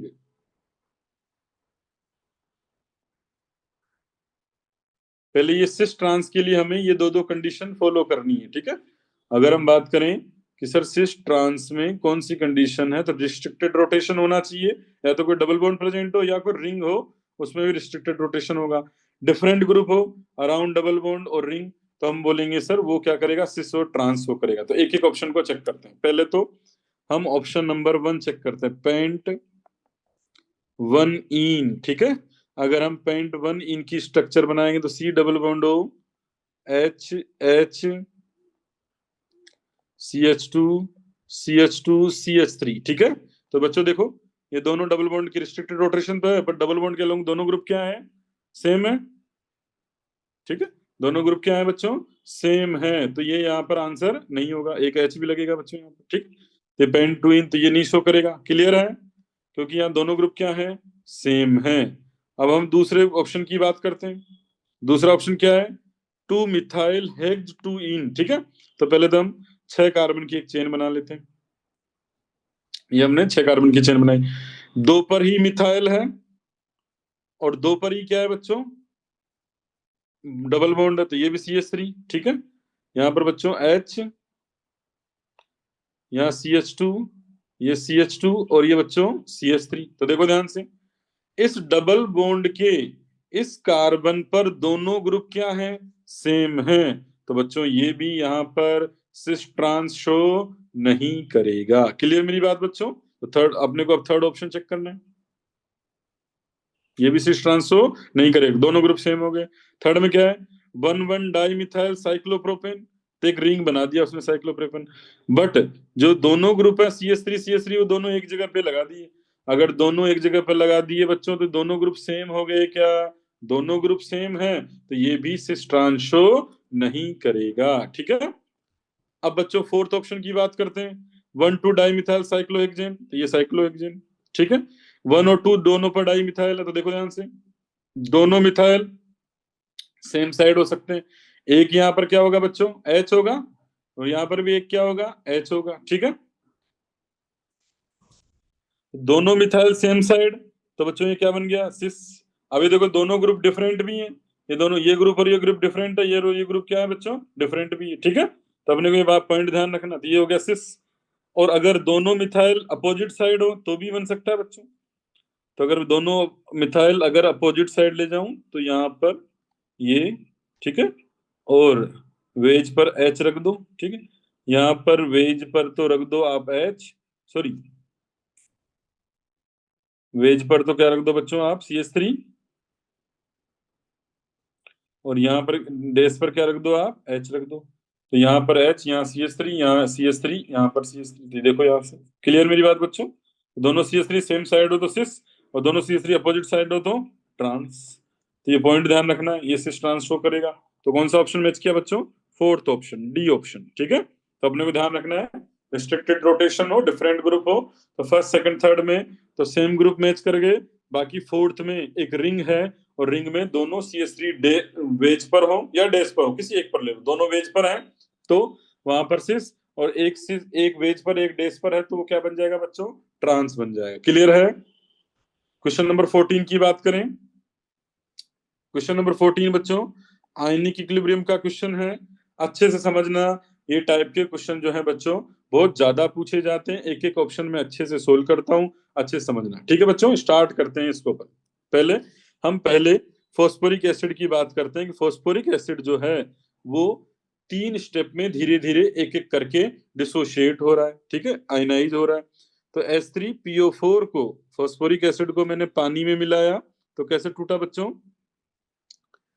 H plus aqueous plus H2PO4 -1 aqueous, और पहला जो डिसोसिएशन दिया है वो कितना दिया है, K1। क्या दिया बच्चों, K1। फिर ये जो H2PO4 -1 है वो दोबारा डिसोशिएट होकर एक और H प्लस निकाल रहा है, और क्या बना रहा है बच्चों, HPO4 -2 एक्वस, और इसका इक्विलिब्रियम कांस्टेंट कितना दिया है, K2। ठीक है, लास्ट जो है वो H4 - 2, ये थर्ड जो है डिसोशिएट हो रहा है कैसे, H plus plus PO4 -3 aqueous में, और इसका इक्विलिब्रियम कांस्टेंट कितना दिया है बच्चों, K3। अब देखो ध्यान से, कुछ जो प्रॉपर्टी है वो केमिकल इक्विलिब्रियम की यूज की गई है बच्चों, मान लो। ठीक है, पहले तो हम ए डिराइव करने की कोशिश करते हैं, ए और डी में क्या रिलेशन होगा, ऐड होंगे कि क्या होंगे, क्या नहीं होंगे, वो सारा देखना है। मान लो मैंने इन तीनों रिएक्शन को ऐड कर दिया, क्या कर दिया बच्चों, ऐड कर दिया। अगर आप इन तीनों रिएक्शन को ऐड करोगे तो देखो ये कैंसिल आउट हो जाएगा, ये लेफ्ट साइड भी है राइट साइड भी है, ये कैंसिल आउट हो जाएगा, ये भी लेफ्ट साइड भी है राइट साइड भी है। तो ओवरऑल जो रिएक्शन बनेगी, अगर आप इसको यहाँ पर बच्चों कैंसिल आउट करेंगे तो ओवरऑल जो रिएक्शन बनेगी वो क्या बनेगी, H3PO4 एक्वस गिव्स यू, यहाँ पर इक्विलिब्रियम के साथ 3H plus aqueous plus PO4 -3 aqueous. Clear है? और इसका इक्विलिब्रियम कांस्टेंट क्या दिया बच्चों, K। अब एक पॉइंट ध्यान रखना, हमने केमिकल इक्विलिब्रियम में पढ़ा है अगर हम एक से ज्यादा रिएक्शन का एडिशन करते हैं तो मिलने वाली रिएक्शन का इक्विलिब्रियम कांस्टेंट जो होता है वो इन तीनों के, तीनों इक्विलिब्रियम कांस्टेंट के मल्टीप्लिकेशन के बराबर होता है। ये हमने पढ़ा मल्टीपल रिएक्शन जब हम पढ़ते हैं किसमें, केमिकल इक्विलिब्रियम में। तो केमिकल इक्विलिब्रियम में ये पॉइंट हमने पढ़ा, क्या पॉइंट है वो पॉइंट ये है कि बच्चों यहाँ पर अगर देखा जाए तो अगर एक से ज्यादा रिएक्शन को ऐड करते हैं तो ऐड करने पर उनके इक्विलिब्रियम कांस्टेंट आपस में क्या हो जाते हैं, मल्टीप्लाई हो जाते हैं। तो जो के होगा, जो लास्ट के होगा वो क्या होगा, K1 dot K2 dot K3 के इक्वल होगा। ठीक है बच्चों, तीनों के क्या होगा, मल्टीप्लिकेशन के बराबर। इन तीन रिएक्शन को मैं दोबारा बोल रहा हूं, इन तीन रिएक्शन को ऐड किया तो ये रिएक्शन मिली, इन तीनों को आप ऐड करोगे तो ऐड करने पर इनके इक्विलिब्रियम कांस्टेंट मल्टीप्लाई होंगे और चौथी रिएक्शन के इक्विलिब्रियम कांस्टेंट के इक्वल होंगे। अब देखो K1 K equals to K1 dot K2 dot K3, तो देखो ध्यान से, मतलब ये तो बात कंफर्म है कि सर फोर्थ ऑप्शन क्या हुआ, गलत हो गया, तो ऐड कर रहा है। क्लियर हुई मेरी बात, सर फोर्थ ऑप्शन तो हमारा क्या हो गया, कंफर्म गलत हो गया। फोर्थ तो हम आपस में हटा सकते हैं, ठीक है, उसने करेक्ट पूछे हैं, तो फोर्थ ABCD में से D तो क्या हो गया बच्चों, गलत हो गया। ठीक है, अब दोनों तरफ आप क्या ले लो, लोग ले लो, दोनों तरफ क्या ले लो बच्चों, आप लोग ले लो, टेकिंग लोग बोथ साइड,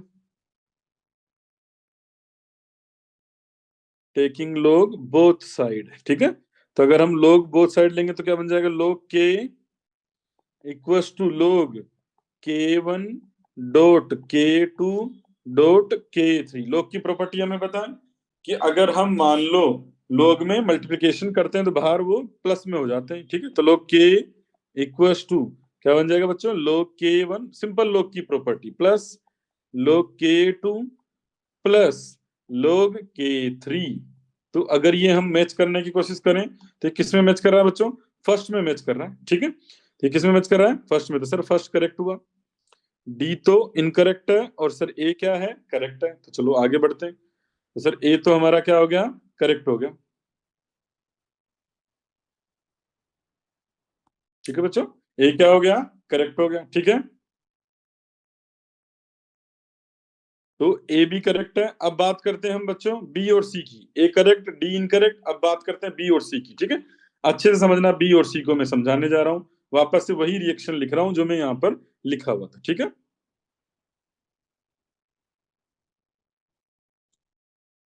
बोला है कि कौन स्ट्रोंगर एसिड होगा और कौन स्ट्रोंगर नहीं होगा, इसका हमसे कंपैरिजन पूछा है। तो फर्स्ट करेक्ट हो गया, डी करेक्ट हो गया। अब बी और सी में हमें यहाँ पर अच्छे से ऑब्जर्व करना है। ठीक है बच्चों, तो देखो ध्यान से, उसने बोला कि H3PO4 स्ट्रोंगर एसिड है, जो आसानी से H प्लस देगा वो स्ट्रोंगर एसिड है, और जो आसानी से नहीं देगा वो वीकर एसिड है। क्लियर मेरी बात, ध्यान से सुनना।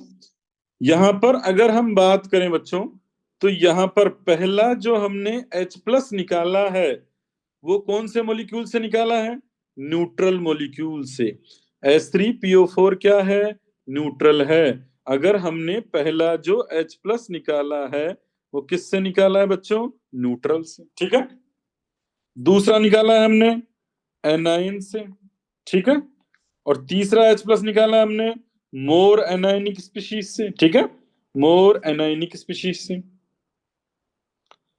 मोर एनाइन, मोर चार्ज बढ़ता जा रहा है, पहले वाला न्यूट्रल है, जीरो चार्ज है। ठीक है, पहला वाला न्यूट्रल है, जीरो चार्ज है, दूसरे पर -1 चार्ज है, तीसरे पर -2 चार्ज है। तो देखो ध्यान से, ये बहुत काम आता है, पूरी उसमें आयनिक इक्विलिब्रियम में अच्छे से बताया जाता। तो देखो ध्यान से, पहला H प्लस हमने न्यूट्रल से निकाला तो आसानी से निकल जाएगा। ठीक है, बट दूसरा जो H प्लस है वो हमने एक एनाइन से निकाला, एक नेगेटिव चार्ज से अगर हम प्लस निकालेंगे तो नेगेटिव चार्ज उस प्लस को क्या करेगा, अच्छे से पकड़ कर रखेगा।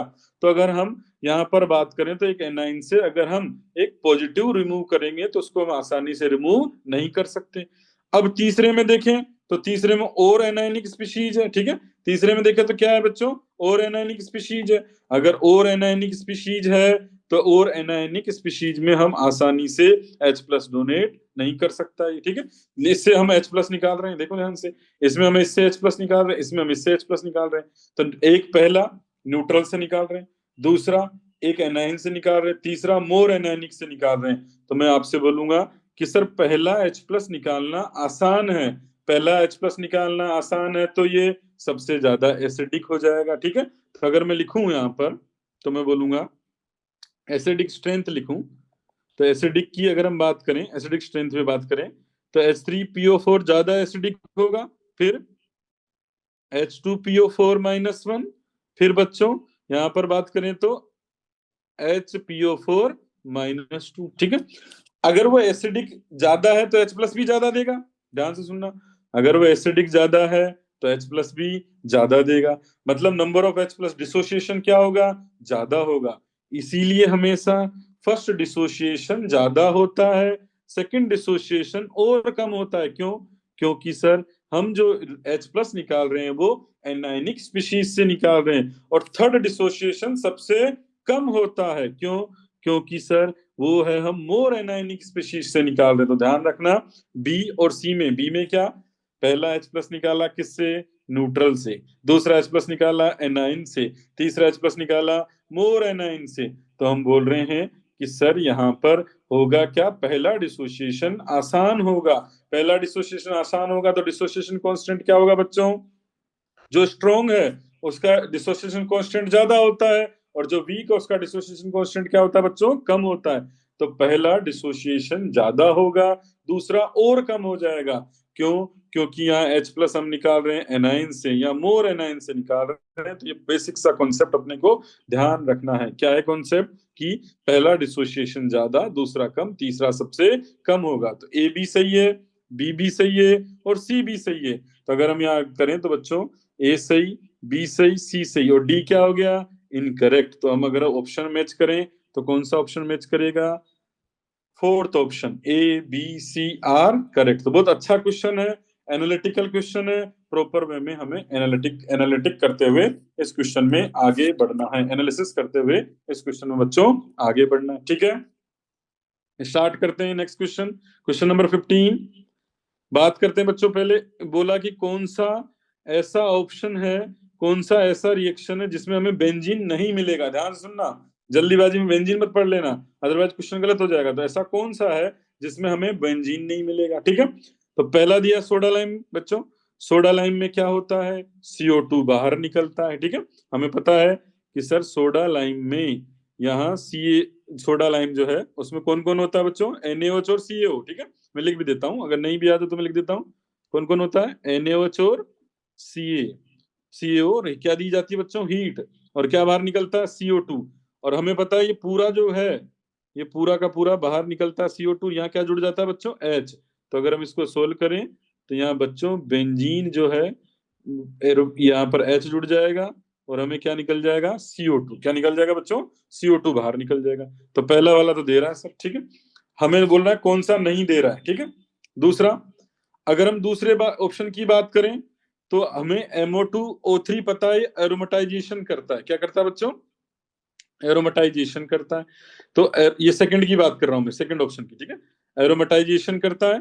तो एरोमेटाइजेशन किस किस के साथ होता है अगर आपको पता हो तो, जैसे Al2O3 हीट के साथ होता है, अगर हम बात करें तो Cr2O3 हीट के साथ होता है, MO2O3 हीट के साथ होता है, V2O5 हीट के साथ होता है। ये सब क्या कहते हैं, एरोमेटाइजेशन। ठीक है, तो यहाँ पर क्या होगा बच्चों, एरोमेटाइजेशन करने के बाद 6 मेंबर की रिंग बनेगी, और एरोमेटाइजेशन है। ठीक है, तो बेंजीन में क्या हो जाएगा, सॉरी, वहां 6 मेंबर की रिंग में बच्चों क्या हो जाएंगे, डबल बॉन्ड आ जाएगा। तो ये भी रिंग बना रहा है। तो पहला सही है, दूसरा सही है। अब हमें चेक करना है कौन सा, सी ऑप्शन। ठीक है, तो अगर बच्चों हम सी ऑप्शन चेक करें तो सी ऑप्शन में क्या होता है, पॉलीमराइजेशन होता है, अगर आपको पता हो तो। HC ट्रिपल बॉन्ड CH, यहां पर बात करूं मैं, HC triple bond CH, CH triple bond CH। ठीक है, तो बच्चों ये यहां पर, ये यहां पर, इसमें क्या होता है बच्चों, पॉलीमराइजेशन होता है। ठीक है, अगर मैं इसको लिखूं तो, ठीक है, ये किसकी प्रेजेंस में, red hot Fe tube, red hot iron tube मतलब Fe ट्यूब, और टेम्परेचर हाई होता है 873 केल्विन। यहाँ पर बच्चों क्या बनेगी, एक बेंजीन रिंग बनेगी। क्या बनेगी बच्चों, एक बेंजीन रिंग बनेगी। इसको हम बोलते हैं पॉलीमराइजेशन। क्या बोलते हैं बच्चों, पॉलीमराइजेशन। ये सिंपल, जिसको याद है वो अपने आप कर पाएगा। ठीक है, जिसको याद नहीं है वो नहीं कर पाएगा। लास्ट बात करते हैं, अगर हम यहाँ पर डाइजोनियम सोल्ट पर, ये डाइजोनियम सोल्ट है बच्चों, N2 प्लस Cl माइनस अगर वाटर, वार्म वाटर की बात करें, ठीक है, थोड़ा टेम्परेचर ज्यादा होना चाहिए, तो बच्चों यहाँ फिनोल बनता है, बेंजीन नहीं बनता। अगर आपको याद हो तो यहाँ क्या बनता है बच्चों, फिनोल बनता है, बेंजीन का फॉर्मेशन नहीं होता है, यहाँ फिनोल बनता है। ठीक है, ये किसका फॉर्मेशन करेगा, फिनोल का। तो पहला वाला बेंजीन बनाएगा, दूसरा वाला बेंजीन बनाएगा, तीसरा भी पॉलीमराइजेशन बेंजीन बनाएगा, पर लास्ट वाले में बेंजीन नहीं बनता है। किसका फॉर्मेशन होता है बच्चों, फिनोल का। और ये एरोमेटाइजेशन वाले जो है वो भी अपने को याद रखने हैं। ठीक है, तो एक बेसिक सा क्वेश्चन है, किसमें बेंजीन बनेगा किसमें नहीं बनेगा। तो पहला सोडा लाइम, CO2 निकलकर बेंजीन बनेगा। दूसरा नॉर्मल हेक्सेन का बच्चों क्या हो जाएगा, एरोमेटाइजेशन, तो बेंजीन बनेगा। फिर बच्चों अगर हम बात करें यहाँ पर, तो जो HC ट्रिपल बॉन्ड CH है, उसके केस में भी यहाँ पर रेड हॉट ट्यूब है, रेड हॉट ट्यूब में पॉलीमराइजेशन होगा। लास्ट जो है बच्चों डाइनोजिनियम सॉल्ट से N2 बाहर निकल जाएगा और HCl, ठीक है, N2 और HCl बाहर, वहां पर क्या जुड़ जाएगा बच्चों, OH जुड़ जाएगा, और OH जुड़ के ये भी क्या बनाएगा, फिनोल बनाएगा। ठीक है, तो यहाँ पर फोर्थ ऑप्शन जो है हमारा आंसर हो जाएगा। क्वेश्चन नंबर 16 की बात करें बच्चों, ये इलेक्ट्रोकेमिस्ट्री का क्वेश्चन है। ठीक है, इलेक्ट्रोकेमिस्ट्री में मोलर कंडक्टिविटी दी है हमको, बिल्कुल सही है, वीक एसिड की मोलर कंडक्टिविटी दी है किसी कंसंट्रेशन पर, और हमसे क्या पूछा है, डिग्री ऑफ डिसोसिएशन अल्फा पूछा है। तो पहले तो मैं लिख देता हूँ क्या क्या डाटा दिया है। मोलर कंडक्टेंस दिया है हमें 0.0 सॉरी 90, है ना, कंसंट्रेशन पे दिया है, तो ये क्या हो जाएगा बच्चों 90, किसी कंसंट्रेशन पे दिया 90 Simon centimetre square mole inverse. ठीक है, अब हमें बात करना है कि हमें इनफाइनाइट डाइल्यूशन पर मोलर कंडक्टेंस निकालना है। तो इनफाइनाइट डाइल्यूशन पर मोलर कंडक्टेंस क्या होता है बच्चों, मोलर कंडक्टेंस ऑफ कैटाइन, ठीक है, इनफाइनाइट डाइल्यूशन पर, plus molar conductance of anion eight infinite dilution. तो मोलर कंडक्टेंस अगर मैं इनफाइनाइट डाइल्यूशन पर निकालूंगा बच्चों, तो कैटाइन का कितना दिया है 349.6, प्लस और नाइन का कितना दिया 50.4। तो बच्चों इसको सोल्व करोगे तो आ जाएगा 400। ठीक है, ये भी Simon centimetre square mole inverse में। अब डिग्री ऑफ डिसोसिएशन का हम फॉर्मूला पढ़ते हैं। डिग्री ऑफ डिसोसिएशन का फॉर्मूला क्या होता है बच्चों, molar conductance at concentration upon molar conductance at infinite dilution. तो मोलर कंडक्टेंस एट कंसंट्रेशन कितना बच्चों 90, और यहाँ पर मोलर कंडक्टेंस इनफाइनाइट पर बात करूं तो कितना है 400। अगर हम इसको यहाँ पर बिल्कुल सिंपल सा 1 0 0 काट दे तो 9/40।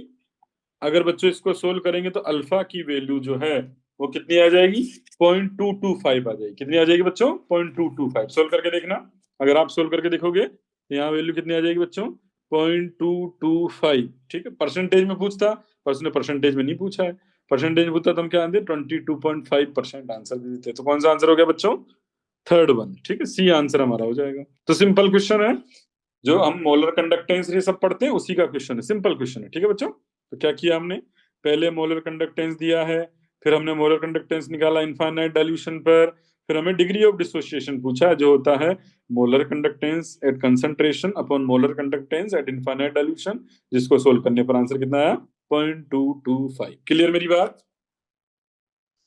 बच्चों। क्वेश्चन नंबर 17 पर आते हैं।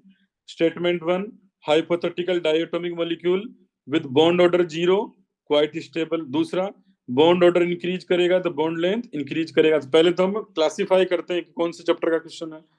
सर ये केमिकल बॉन्डिंग का क्वेश्चन है। बॉन्ड ऑर्डर हम पढ़ते हैं, डायटोमिक मॉलिक्यूल की बात करी तो बॉन्ड ऑर्डर हम कौन से थ्योरी से निकालते हैं, मॉलिक्यूलर ऑर्बिटल थ्योरी से। किससे निकालते हैं बच्चों, मॉलिक्यूलर ऑर्बिटल थ्योरी से। अब उसने बोला कि बॉन्ड ऑर्डर 0 है और स्टेबल है। नहीं, हमने पता है कि अगर बॉन्ड ऑर्डर पॉजिटिव होगा तो स्टेबल है, कुछ वैल्यू तो आनी चाहिए। अगर हम बोल दें कि बॉन्ड ऑर्डर 0 ही है, बॉन्ड ऑर्डर 0 है, तो नोट एग्जिस्ट वो molecule, note exist diatomic molecule. ठीक है, वो डायटोमिक मॉलिक्यूल एग्जिस्ट ही नहीं करेगा तो स्टेबिलिटी की तो बात करेंगे नहीं। मतलब अगर बॉन्ड ऑर्डर 0 आ जाए या नेगेटिव आ जाए तो वो एग्जिस्ट नहीं करेंगे और वो क्या होंगे, अनस्टेबल होंगे। एग्जिस्ट नहीं करेंगे मतलब क्या होंगे, अनस्टेबल होंगे। तो पहला स्टेटमेंट तो क्या हो गया बच्चों, गलत हो गया। फिर दूसरा, हमें पता है कि बॉन्ड ऑर्डर जो है और बॉन्ड लेंथ एक दूसरे के इनवर्सली प्रोपोर्शनल होते हैं। तो अगर इसने बोला कि बॉन्ड ऑर्डर इंक्रीज करेगा तो आप बोलोगे सर बॉन्ड लेंथ क्या होगी, डिक्रीज होगी। इसने तो बोला कि बॉन्ड ऑर्डर इंक्रीज होगा तो बॉन्ड लेंथ भी इंक्रीज होगी, तो ये भी स्टेटमेंट क्या हो गया, गलत हो गया। मतलब बोथ स्टेटमेंट 1 और स्टेटमेंट 2 दोनों क्या है बच्चों, गलत हैं। तो हम कौन सा ऑप्शन लेंगे इसमें, बोथ स्टेटमेंट 1 एंड स्टेटमेंट 2 और फॉल्स, ऑप्शन नंबर 2 यहाँ पर करेक्ट हो जाएगा। क्लियर है, तो सिंपल एमओटी का क्वेश्चन है। क्लियर मेरी बात बच्चों। देखो यहाँ पर कॉम्प्लेक्स कंपाउंड दिए हैं और बोला कि किसका मिनिमम कंडक्टेंस है, तो ये 2 चैप्टर को इंक्लूड करता है। इलेक्ट्रोकेमिस्ट्री में भी ऐसे क्वेश्चन हम करते हैं और कोऑर्डिनेशन कंपाउंड में भी हम ऐसे क्वेश्चन करते हैं। तो पहले तो कंडक्टेंस की बात करें तो नंबर ऑफ आयंस चेक कर लें बच्चों। तो हम कंडक्टेंस चेक कर रहे हैं किससे, नंबर ऑफ आयंस से। अगर नंबर ऑफ आयंस ज्यादा होंगे तो कंडक्टेंस भी ज्यादा होगा। ठीक है, तो पहला देखो, पहला अगर हम यहाँ पर ब्रेक करेंगे तो ये ऐसा कैसे ही रह जाएगा। ठीक है, ऑप्शन नंबर अगर हम यहां से लिखता हूं मैं, ऑप्शन नंबर ए ब्रेक करेंगे, सीओ जो स्क्वायर ब्रैकेट के अंदर होते हैं कॉम्प्लेक्स कंपाउंड में हमने पढ़ा है, वो बिल्कुल भी आयंस में पार्टिसिपेट नहीं होते, तो इसका आयनाइजेशन होगा ही नहीं, ऐसे कैसे ही रहेगा। ठीक है, तो हम बोलेंगे यहाँ पर कोई आयंस नहीं है। ठीक है, नो आयंस, क्योंकि स्क्वायर ब्रैकेट के अंदर है सारा का सारा। ठीक है, तो ऑप्शन बी देखें तो सर सीओ NH3 होल 4 और Cl2, ये भी स्क्वायर ब्रैकेट के अंदर है, तो ये भी आयनाइजेशन में पार्टिसिपेट नहीं करेगा, तो नो आयंस। ठीक है, अब उसने ऑप्शन नंबर सी दिया, ऑप्शन नंबर सी में देखो सीओ NH3 होल 6 और Cl3 स्क्वायर ब्रैकेट से बाहर है, तो कैसे टूटेगा बच्चों, सीओ NH3 होल 6 और यहाँ पर +3 और 3Cl माइनस। ठीक है, तो होगा क्या कि सर इसमें 4 आयंस मिल रहे हैं। और अगर हम बात करें डी की, तो डी में अगर नंबर ऑफ आयंस निकालें तो सीओ NH3 होल 5 Cl और Cl, इसको भी ब्रेक करते हैं, तो ये ब्रेक होगा बच्चों सीओ NH3 होल 5 Cl +1 और यहाँ पर क्लोरीन पर -1, तो ये 2 आयंस देगा अपने को। तो सबसे ज्यादा आयन सी में है, तो अगर मैं कंडक्टेंस की बात करूं तो सबसे ज्यादा आयन सीएन में है, सॉरी सी में ऑप्शन में है। तो अगर सबसे ज्यादा कंडक्टेंस की बात करें तो सी का, फिर डी का। बट ए और बी में देखो नंबर ऑफ आयंस सेम है, मतलब आयंस दे ही नहीं रहा, तो ए और बी का अपना क्या हो जाएगा, नियरली बराबर हो जाएगा। तो ए और बी का बराबर उसने मिनिमम पूछा है, तो बच्चों ये क्वेश्चन जो है इस साल बोनस भी गया। बोनस का मतलब ये नहीं है कि जिसने जो आंसर दिया दोनों करेक्ट दिया है, तो इसका आंसर ए भी होगा और इसका आंसर बी होगा। जैसे मान लो किसी ने ए करेक्ट किया तो ए भी सही माना, किसी ने बी लिखा तो बी भी सही माना। क्लियर है, तो कंफ्यूज नहीं होना है इसमें, simple number of ions check करें, ए और बी किसी भी आयंस में ब्रेक नहीं हो रहे, सी और डी नंबर ऑफ आयंस में ब्रेक हो रहे हैं। अगर मैक्सिमम पूछता तो हम सी आंसर देते, पर मिनिमम पूछा है तो हमारे पास आंसर क्या हो जाएगा बच्चों, ए और बी। और एनटीए ने आंसर की में ए और बी दोनों ही आंसर दिए। क्लियर मेरी बात। अब बच्चों क्वेश्चन नंबर 19 पर बात करते हैं, तो ये भी केमिकल बॉन्डिंग का क्वेश्चन है। केमिकल बॉन्डिंग में हाइब्रिडाइजेशन, ठीक है, बहुत इंपॉर्टेंट टॉपिक होता है हाइब्रिडाइजेशन, और केमिकल बॉन्डिंग ही पूरा चैप्टर हमारे लिए इंपॉर्टेंट होता है। तो बच्चों एक एक ऑप्शन सोल्व करते हैं, ए बी सी डी एक एक करके अपन ऑप्शन बच्चों यहाँ पर सोल्व करते हैं। ठीक है, पहले बात करते हैं ए की। ए की बात करें तो बच्चों ए क्या है, XgO3 ऑक्सीजन, अच्छे सुनते जाना, ऑक्सीजन Xg जो जीनोन है, जीनोन के आउटर ऑर्बिट आउटर शेल में कितने होते हैं बच्चों, 8 इलेक्ट्रॉन होते हैं। कितने इलेक्ट्रॉन होते हैं, 8 इलेक्ट्रॉन्स होते हैं। ऑक्सीजन डबल बॉन्ड बनाएगा तो 3 ऑक्सीजन है, 6 तो डबल बॉन्ड बन गए, सॉरी 3 डबल बॉन्ड मतलब 6 इलेक्ट्रॉन तो चले गए, बचे कितने, एक एक डबल एक एक लोन पेयर बचा। मैं दोबारा बोल रहा हूँ, जिनोन के आउटर शेल में 8 इलेक्ट्रॉन होते हैं। ऑक्सीजन बच्चों यहाँ पर कितने बॉन्ड बनाएगा, दोनों तीनों ऑक्सीजन डबल डबल बॉन्ड बनाएंगे, तो 6 बॉन्ड तो यहाँ हो गए, और साथ में एक लोन पेयर मतलब 2 इलेक्ट्रॉन बच गए। तो मैं इसको ऐसे लिख सकता हूँ क्या बच्चों, 3 सिग्मा प्लस एक लोन पेयर। अगर बच्चों 3 सिग्मा एक लोन पेयर है तो हाइब्रिडाइजेशन क्या हो गया, sp3। अगर हम sp3 हाइब्रिडाइजेशन में स्ट्रक्चर बनाएं एक लोन के पेयर के साथ, तो ये Hg होगा, 3 बच्चों डबल बॉन्ड और यहाँ पर एक लोन पेयर। तो बच्चों हाइब्रिडाइजेशन तो हुआ sp3, और sp3 के साथ इसमें अगर मैं आपसे पूछूं कि सर sp3 के साथ यहाँ पर शेप कैसा है, तो एक लोन पेयर है, तो इसको हम टेट्राहेड्रल नहीं बोलेंगे बच्चों, क्या बोलेंगे? पिरामिडल। क्या बोलेंगे बच्चों? पिरामिडल। तो पहले वाले में हमारे कौन सा ऑप्शन मैच किया? सर XgO3 में सेकंड मैच किया। सर XgO3 में कौन सा मैच किया? सेकंड मैच किया। तो ये मैंने मैच करा दिया। अब हम बात करते हैं बी की। अगर हम बात करें XgF4, बच्चों जिनोन के पास कितने? 8 इलेक्ट्रॉन, आउटर शेल में 8 इलेक्ट्रॉन। 4 सिंगल बॉन्ड बनाएंगे किसके साथ? फ्लोरीन के साथ। 4 सिंगल बॉन्ड बनाएंगे फ्लोरीन के साथ, तो बचे कितने? 4, मतलब 2 लोन पेयर। तो मैं ऐसे लिख सकता हूँ बच्चों इसको कि यहाँ पर 4 सिग्मा और 2 लेन पेयर बच जाएंगे। ठीक है, 4 सिग्मा 2 लोन पेयर, तो टोटल 6 हुआ। तो 6 में अगर हम बनाएंगे तो बच्चों क्या बनेगा? सर 4 सिग्मा 2 लोन पेयर में अगर हम बनाएंगे तो क्या बनेगा बच्चों? sp3d2। ठीक है, अब sp3d2 किस टाइप का होता है?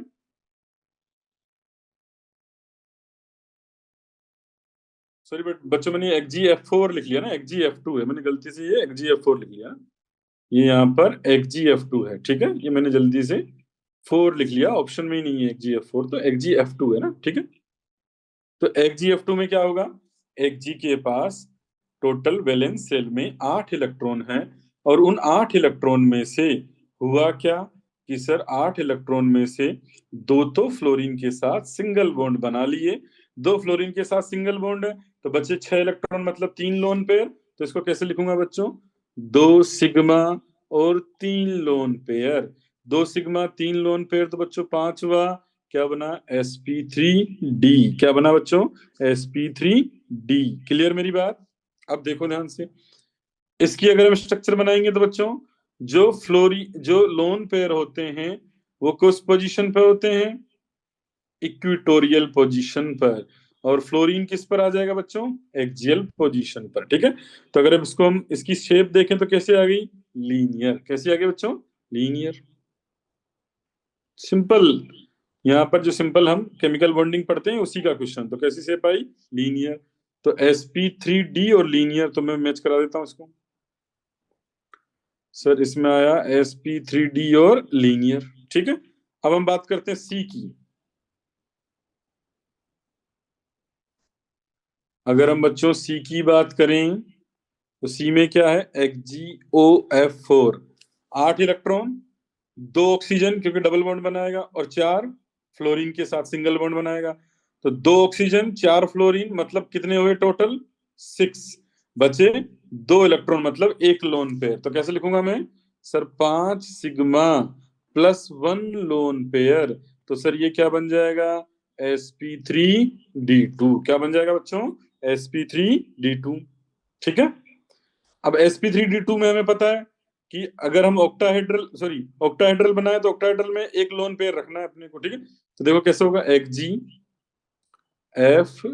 Fluorine, fluorine, fluorine, double bond, और बच्चों एक लोन पेयर। अगर एक लोन पेयर बनाओगे आप तो स्क्वायर पिरामिडल हो गया ये। ठीक है, कैसा हो गया बच्चों? ये स्क्वायर पिरामिडल टाइप का हो गया। तो अगर हम यहाँ पर रखें तो ये किस टाइप का हो जाएगा? स्क्वायर पिरामिडल टाइप का। ठीक है, तो इसकी शेप कैसी हो जाएगी? Square pyramidal. ठीक है, तो इसमें कौन सा मैच किया? sp3d2 में फोर्थ। सी में कौन सा मैच किया? फोर्थ। तो सी में मैं मैच कर देता हूं बच्चों, फोर्थ। अब बात करते हैं हम डी की। ठीक है,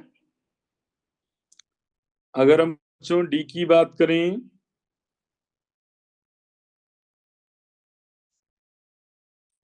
अगर हम डी की बात करें तो डी है XgF6। जिनोन के पास कितने इलेक्ट्रॉन? 8 इलेक्ट्रॉन। 8 इलेक्ट्रॉन में जो है बच्चों यहाँ पर 6 तो जो है सिंगल बॉन्ड बनाएंगे फ्लोरीन के साथ। बचा कितना? एक। एक लोन पेयर, मतलब 2 इलेक्ट्रॉन। तो कैसे लिख दो बच्चों इसको? 6 सिग्मा +1 लोन पेयर, मतलब क्या बनेगा? sp3d3। क्या बनेगा बच्चों? sp3d3। ठीक है, sp3d3 में पेंटागोनल बाइपिरामिडल पेंटागोनल बाइपिरामिडल बनता है बच्चों, पर एक लोन पेयर भी रखना है अपने को, ठीक है। तो अगर अपन एक लोन पेयर रखेंगे तो एक्जी, ठीक है, लोन पेयर जो है वो बच्चों किस पोजीशन पर आएगा, एक्जियल पोजीशन पर नहीं आएगा, ठीक है, ये ध्यान रखना, एक्जी एफ एफ।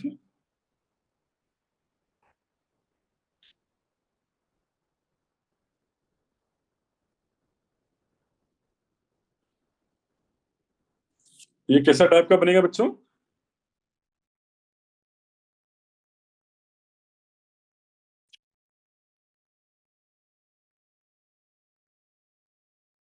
ये हुआ एक एफ जो है बेसिकली यहाँ पर ये पेंटागोनल बाइपिरामिडल इक्वेटोरियल पोजीशन पर एफ आएगा, तो बच्चों यहाँ पर ये कैसा बन जाएगा, डिस्टोर्टेड ऑक्टाहेड्रल। कैसा बनेगा, डिस्टोर्टेड ऑक्टाहेड्रल, ठीक है। ऑक्टाहेड्रल में छह होते हैं तो उसी टाइप से इसको बनाया है, डिस्टोर्टेड ऑक्टाहेड्रल, ठीक है। तो देखो ध्यान से, अब अगर मैं मैच करूं तो देखो ध्यान से, इसमें कौन सा मैच हुआ, XGF6 में थर्ड वन, सॉरी ये मैंने यहाँ पर दोबारा लिख देता हूं, मैं इसको मैंने मैच नहीं किया था।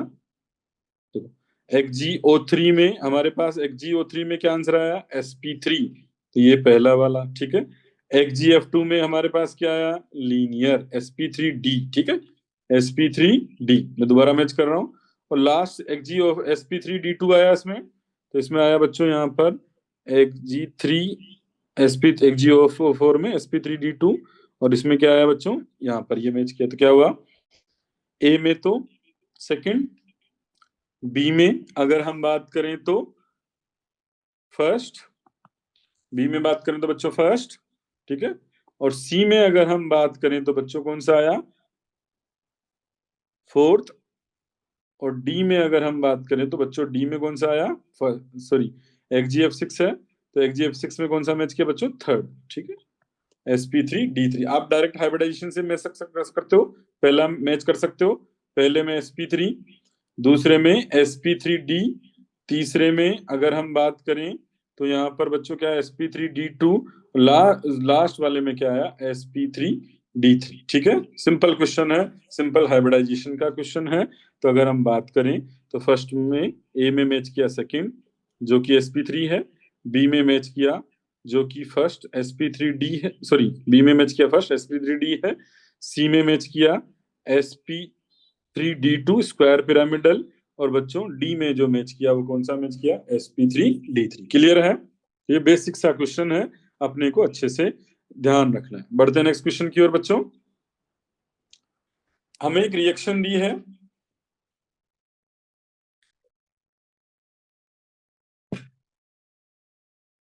पहली बात तो हमें बोला है कि ये रिएक्शन जो है उसके चार ग्राफ हमें दिए हैं, ठीक है। तो पहले तो रिएक्शन को देखते हैं। रिएक्शन का अगर आप डेल्टा एच ऑब्जर्व करोगे तो डेल्टा एच क्या है बच्चों, नेगेटिव है। अगर डेल्टा एच नेगेटिव है तो कंफर्म रिएक्शन बच्चों क्या है, एक्जोथर्मिक। क्या है बच्चों, एक्जोथर्मिक, ठीक है। और डेल्टा एच हम कैसे निकालते हैं, प्रोडक्ट की एनर्जी माइनस रिएक्टेंट की एनर्जी, ये नेगेटिव है। ये नेगेटिव तभी हो सकता है जब प्रोडक्ट की एनर्जी तो कम हो और रिएक्टेंट की एनर्जी ज्यादा हो। तो चेक करते हैं, पहले में प्रोडक्ट की एनर्जी कम, देखो ध्यान से, अगर मैं पहला मैच करूं तो प्रोडक्ट की एनर्जी कम और रिएक्टेंट की एनर्जी ज्यादा, सही है, तो पहला सही हो सकता है।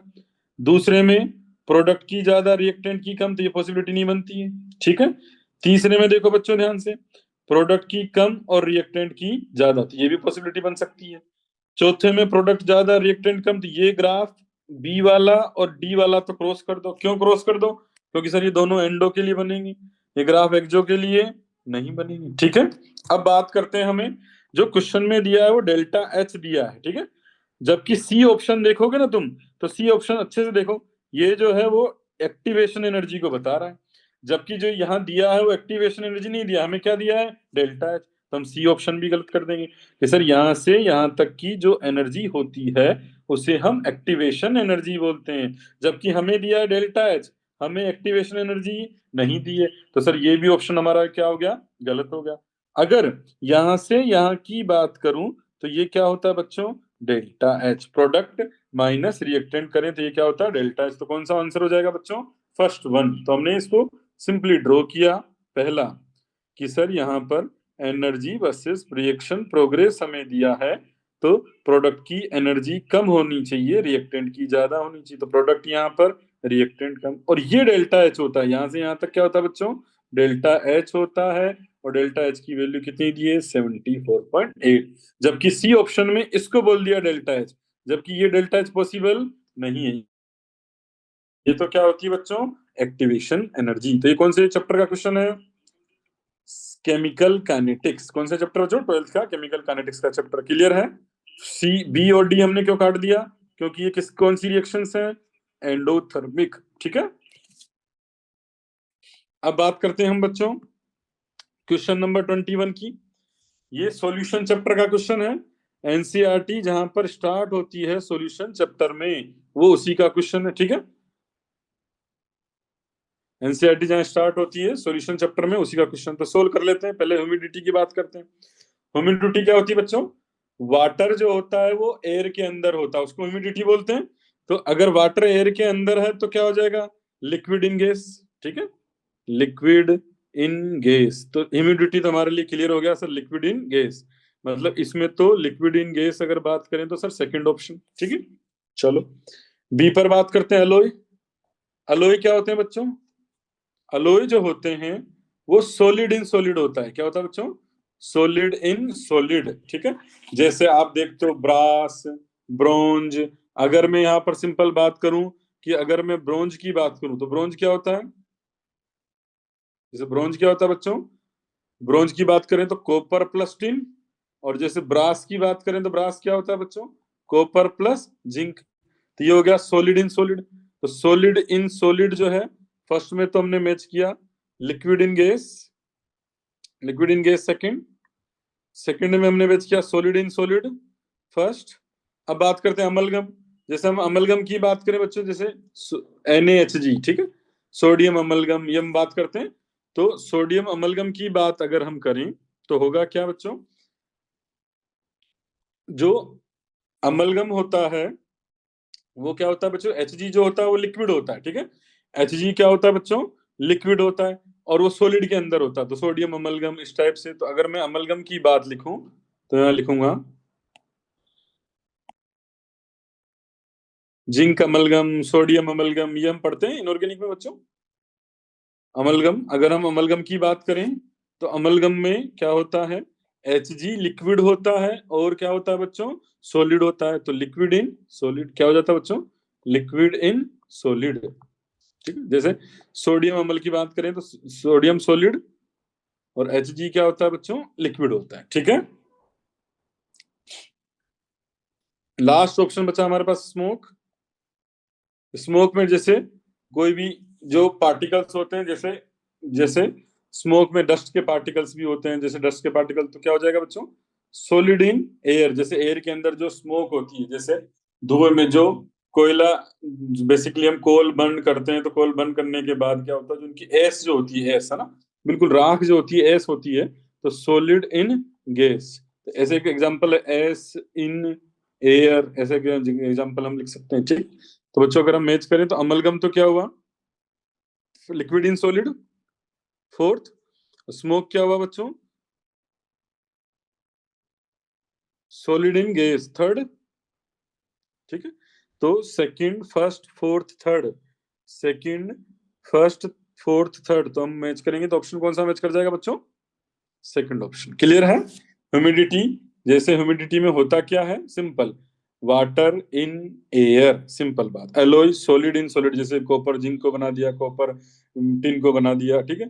अमलगम क्या होते हैं बच्चों, अमलगम की अगर हम बात करें तो लिक्विड इन सॉलिड, जैसे Hg लिक्विड है, सोडियम सॉलिड है, जिंक सॉलिड है। जैसे जिंक अमलगम की बात करें तो zinc solid, Hg liquid. Smoke की बात करें तो जैसे एस के पार्टिकल्स होंगे एयर के अंदर। ठीक है। तो वो जो एस के पार्टिकल्स एयर के अंदर है वो सॉलिड है, इन केस में एयर में तो गैस में। ठीक है। देखो सिंपल सा क्वेश्चन है, बस बेसिक सा फंडा ध्यान रखना है कि यहाँ पर बेसिक सा फंडा क्या है, उसी को अपने को यहाँ पर सॉल्यूशन चैप्टर के एनसीईआरटी में पहले दूसरे पेज पर ही एक्सप्लेन किया होता है। ठीक है। नेक्स्ट क्वेश्चन की ओर आगे बढ़ते हैं बच्चों। हमसे बेसिक स्ट्रेंथ पूछी है, बेसिक स्ट्रेंथ पूछी है, तो सबकी पहले स्ट्रक्चर बना लेते हैं बच्चों। ठीक है। पहले मैं बनाता हूं एन मिथाइल, ठीक है, एनिलीन। N methyl alanine. अगर मैं एन मिथाइल एनिलीन की स्ट्रक्चर बनाऊंगा बच्चों तो कैसी स्ट्रक्चर होगी? एक बेंजीन है, उस पर एन CH3 एक H है और एक CH3 है, ठीक। यहाँ पर इसके लोन पेयर है, तो ये पहला स्ट्रक्चर। अगर मैं इस पहले स्ट्रक्चर को भी नेक्स्ट स्लाइड पे लगा दूं तो हमारे लिए कंपैरिजन थोड़ा सा आसान होगा, ठीक है।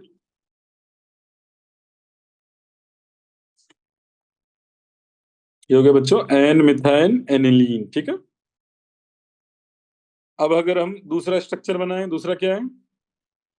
बेंजीन अमाइन, ठीक है। तो अगर हम बेंजीन अमाइन बनाएं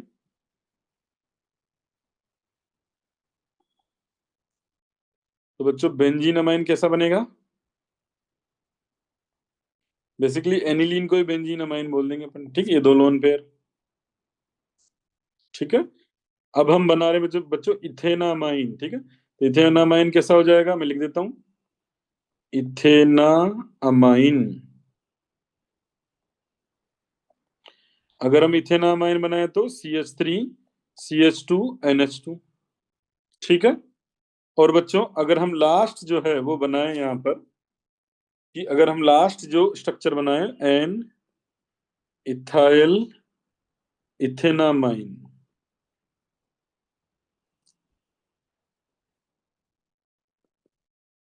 अगर एन इथाइल इथेनामाइन बनाए तो कैसा बनेगा? देखो बच्चों, CH3 CH2 NH और C2H5, यहाँ पे एक इथाइल लगा, ठीक है।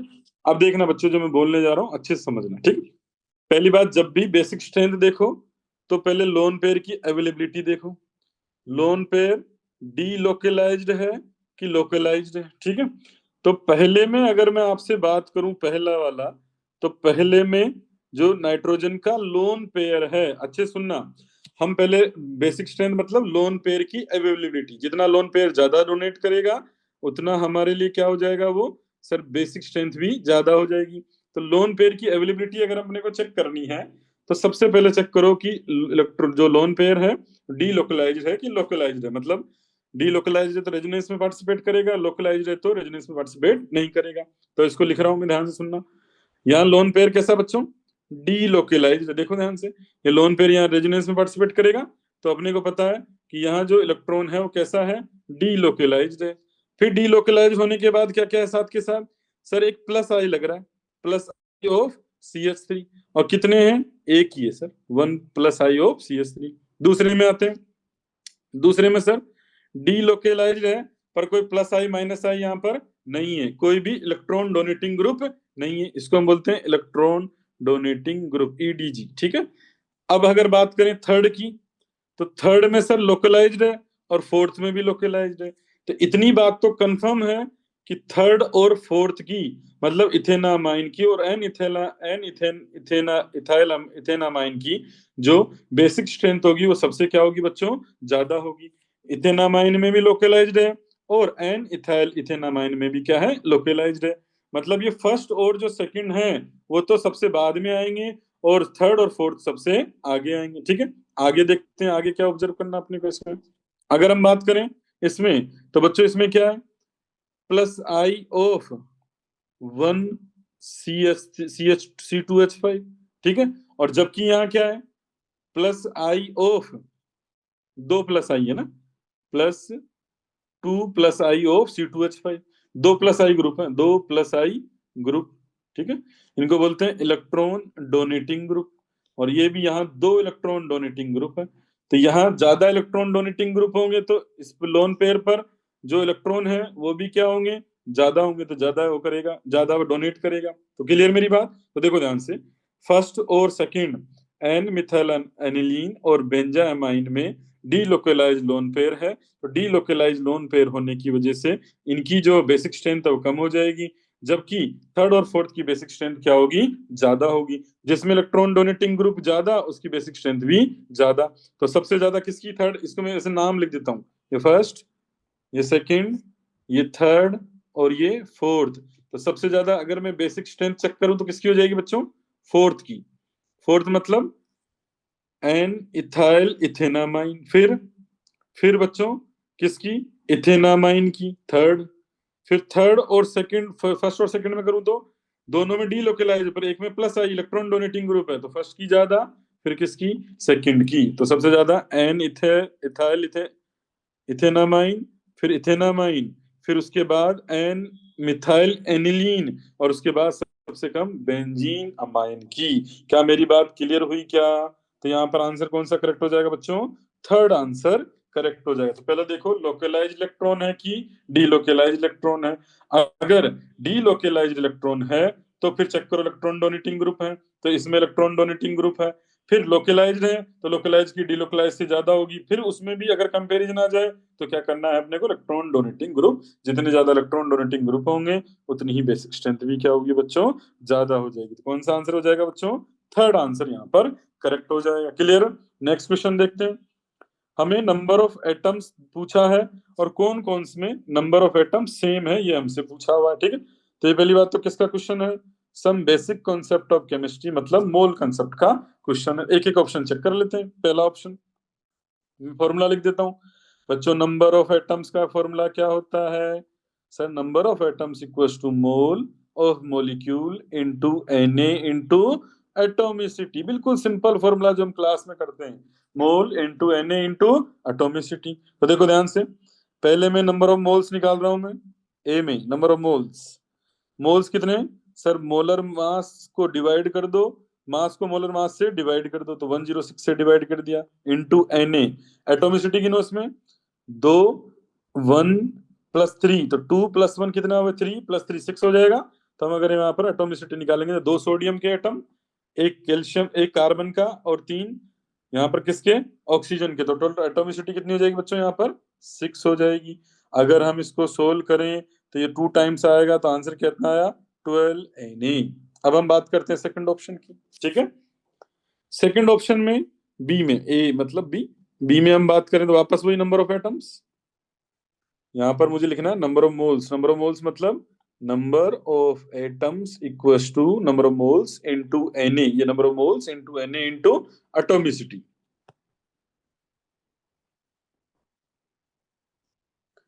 तो number of atoms equals to, number of atoms कितने? वही mass upon molar mass upon 62। ठीक है, इनटू यहाँ पर Na टू एटोमिसिटी, 2 सोडियम, एक ऑक्सीजन, तो 3 हो जाएगी बच्चों। तो अगर हम यहाँ मोल निकालें तो मोल कितने आ जाएंगे? अगर हम यहाँ सोल्व करें तो सर जो मोल है वो नियरली 4 मोल आ जाएंगे। ठीक है, 4 इंटू Na इंटू 3, तो ये भी कितना आ जाएगा बच्चों? 12 Na। अब हम बात करते हैं थर्ड ऑप्शन की, सी की। सी में अगर हम निकालें तो नंबर ऑफ एटम्स, वही formula, number of moles equals to given mass upon molar मास।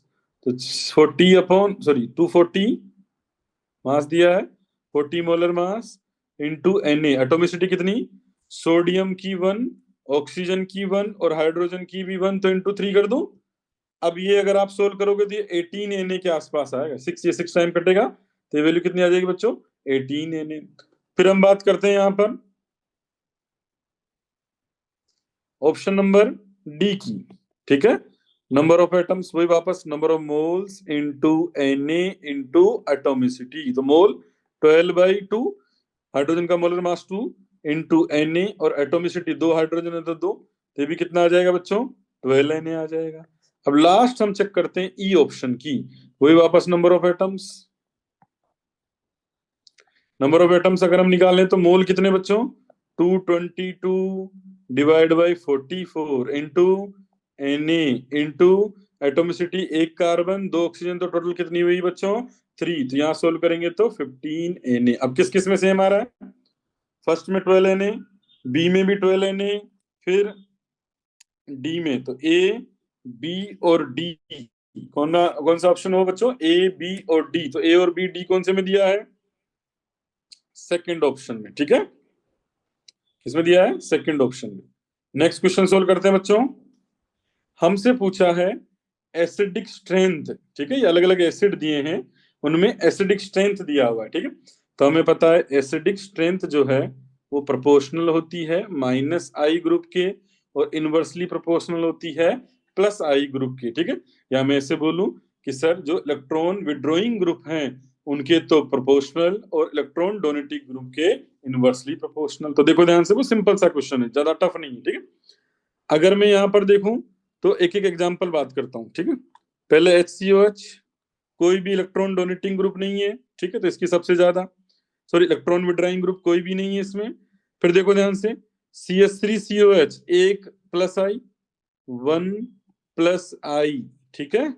फिर उसके बाद बच्चों CH3 होल ट्वाइस CHCOH, तो यहाँ पर क्या हो जाएंगे, 2 + I, ठीक है। लास्ट में अगर आप चेक करोगे तो CH3 होल थ्राइस CCCOH, तो क्या लिखोगे, +3 + I, ठीक है, 3 ग्रुप है +I के।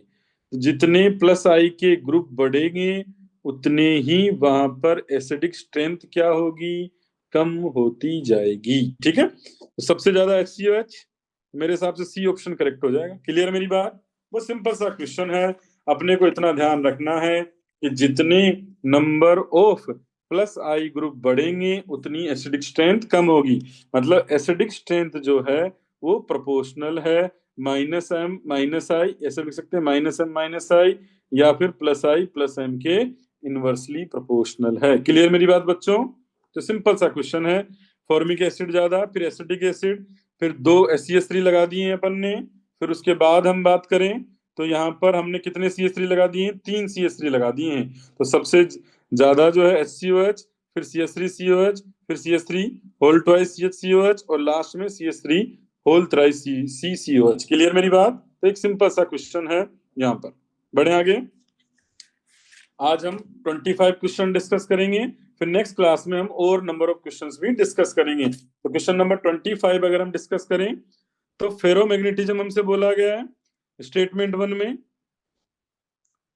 स्टेटमेंट 1 की बात करें तो ferromagnetism is considered as an extreme form of paramagnetism.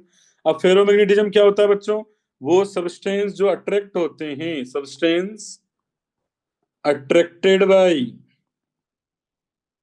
Strong, very strong, attracted by, attracted इन, ऐसे लिखो, attracted in very strong applied magnetic field,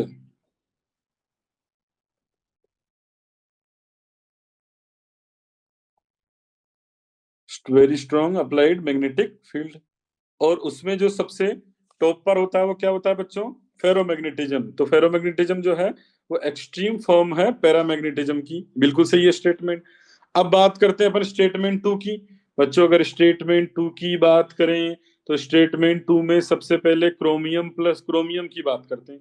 chromium का कॉन्फ़िगरेशन 4s1 3d, आउटर को इलेक्ट्रॉनिक कॉन्फ़िगरेशन लिख रहा हूं, अगर आपको लिखना है तो आर्गन के साथ लिख लो, आर्गन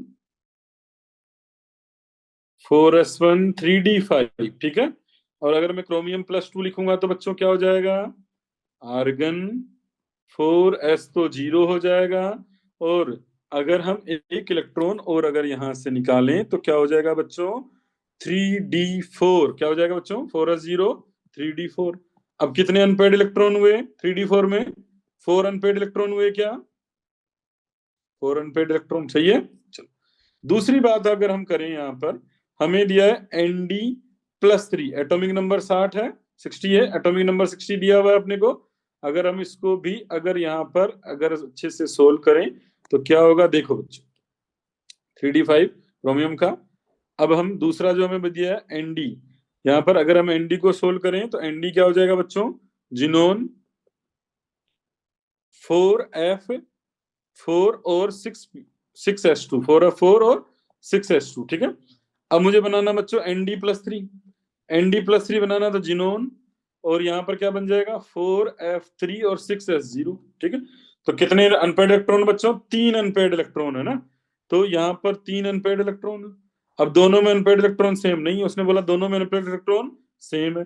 तो क्या हो जाएगा बच्चों, स्टेटमेंट 1 तो सही है और स्टेटमेंट 2 क्या है, यहाँ पर क्या है, इनकरेक्ट है। तो कौन सा ऑप्शन आया, both, sorry, statement 1 is true but statement 2 is false. तो सिंपल सा क्वेश्चन है जिसको हमने सी नंबर में रिप्रेजेंट किया है, जिसको सी ऑप्शन में हम देख सकते हैं। क्लियर मेरी बात? तो बच्चों आई होप आपको सारे के सारे क्वेश्चन समझ में आए होंगे। इसका नेक्स्ट सेशन जो है वो अपन नेक्स्ट वेडनेसडे को शूट करेंगे, जिसमें प्रॉपर वे में आगे के जो क्वेश्चंस बचे हैं हमारे वो पूरे के पूरे यहाँ पर सोल्व किए जाएंगे। Thank you.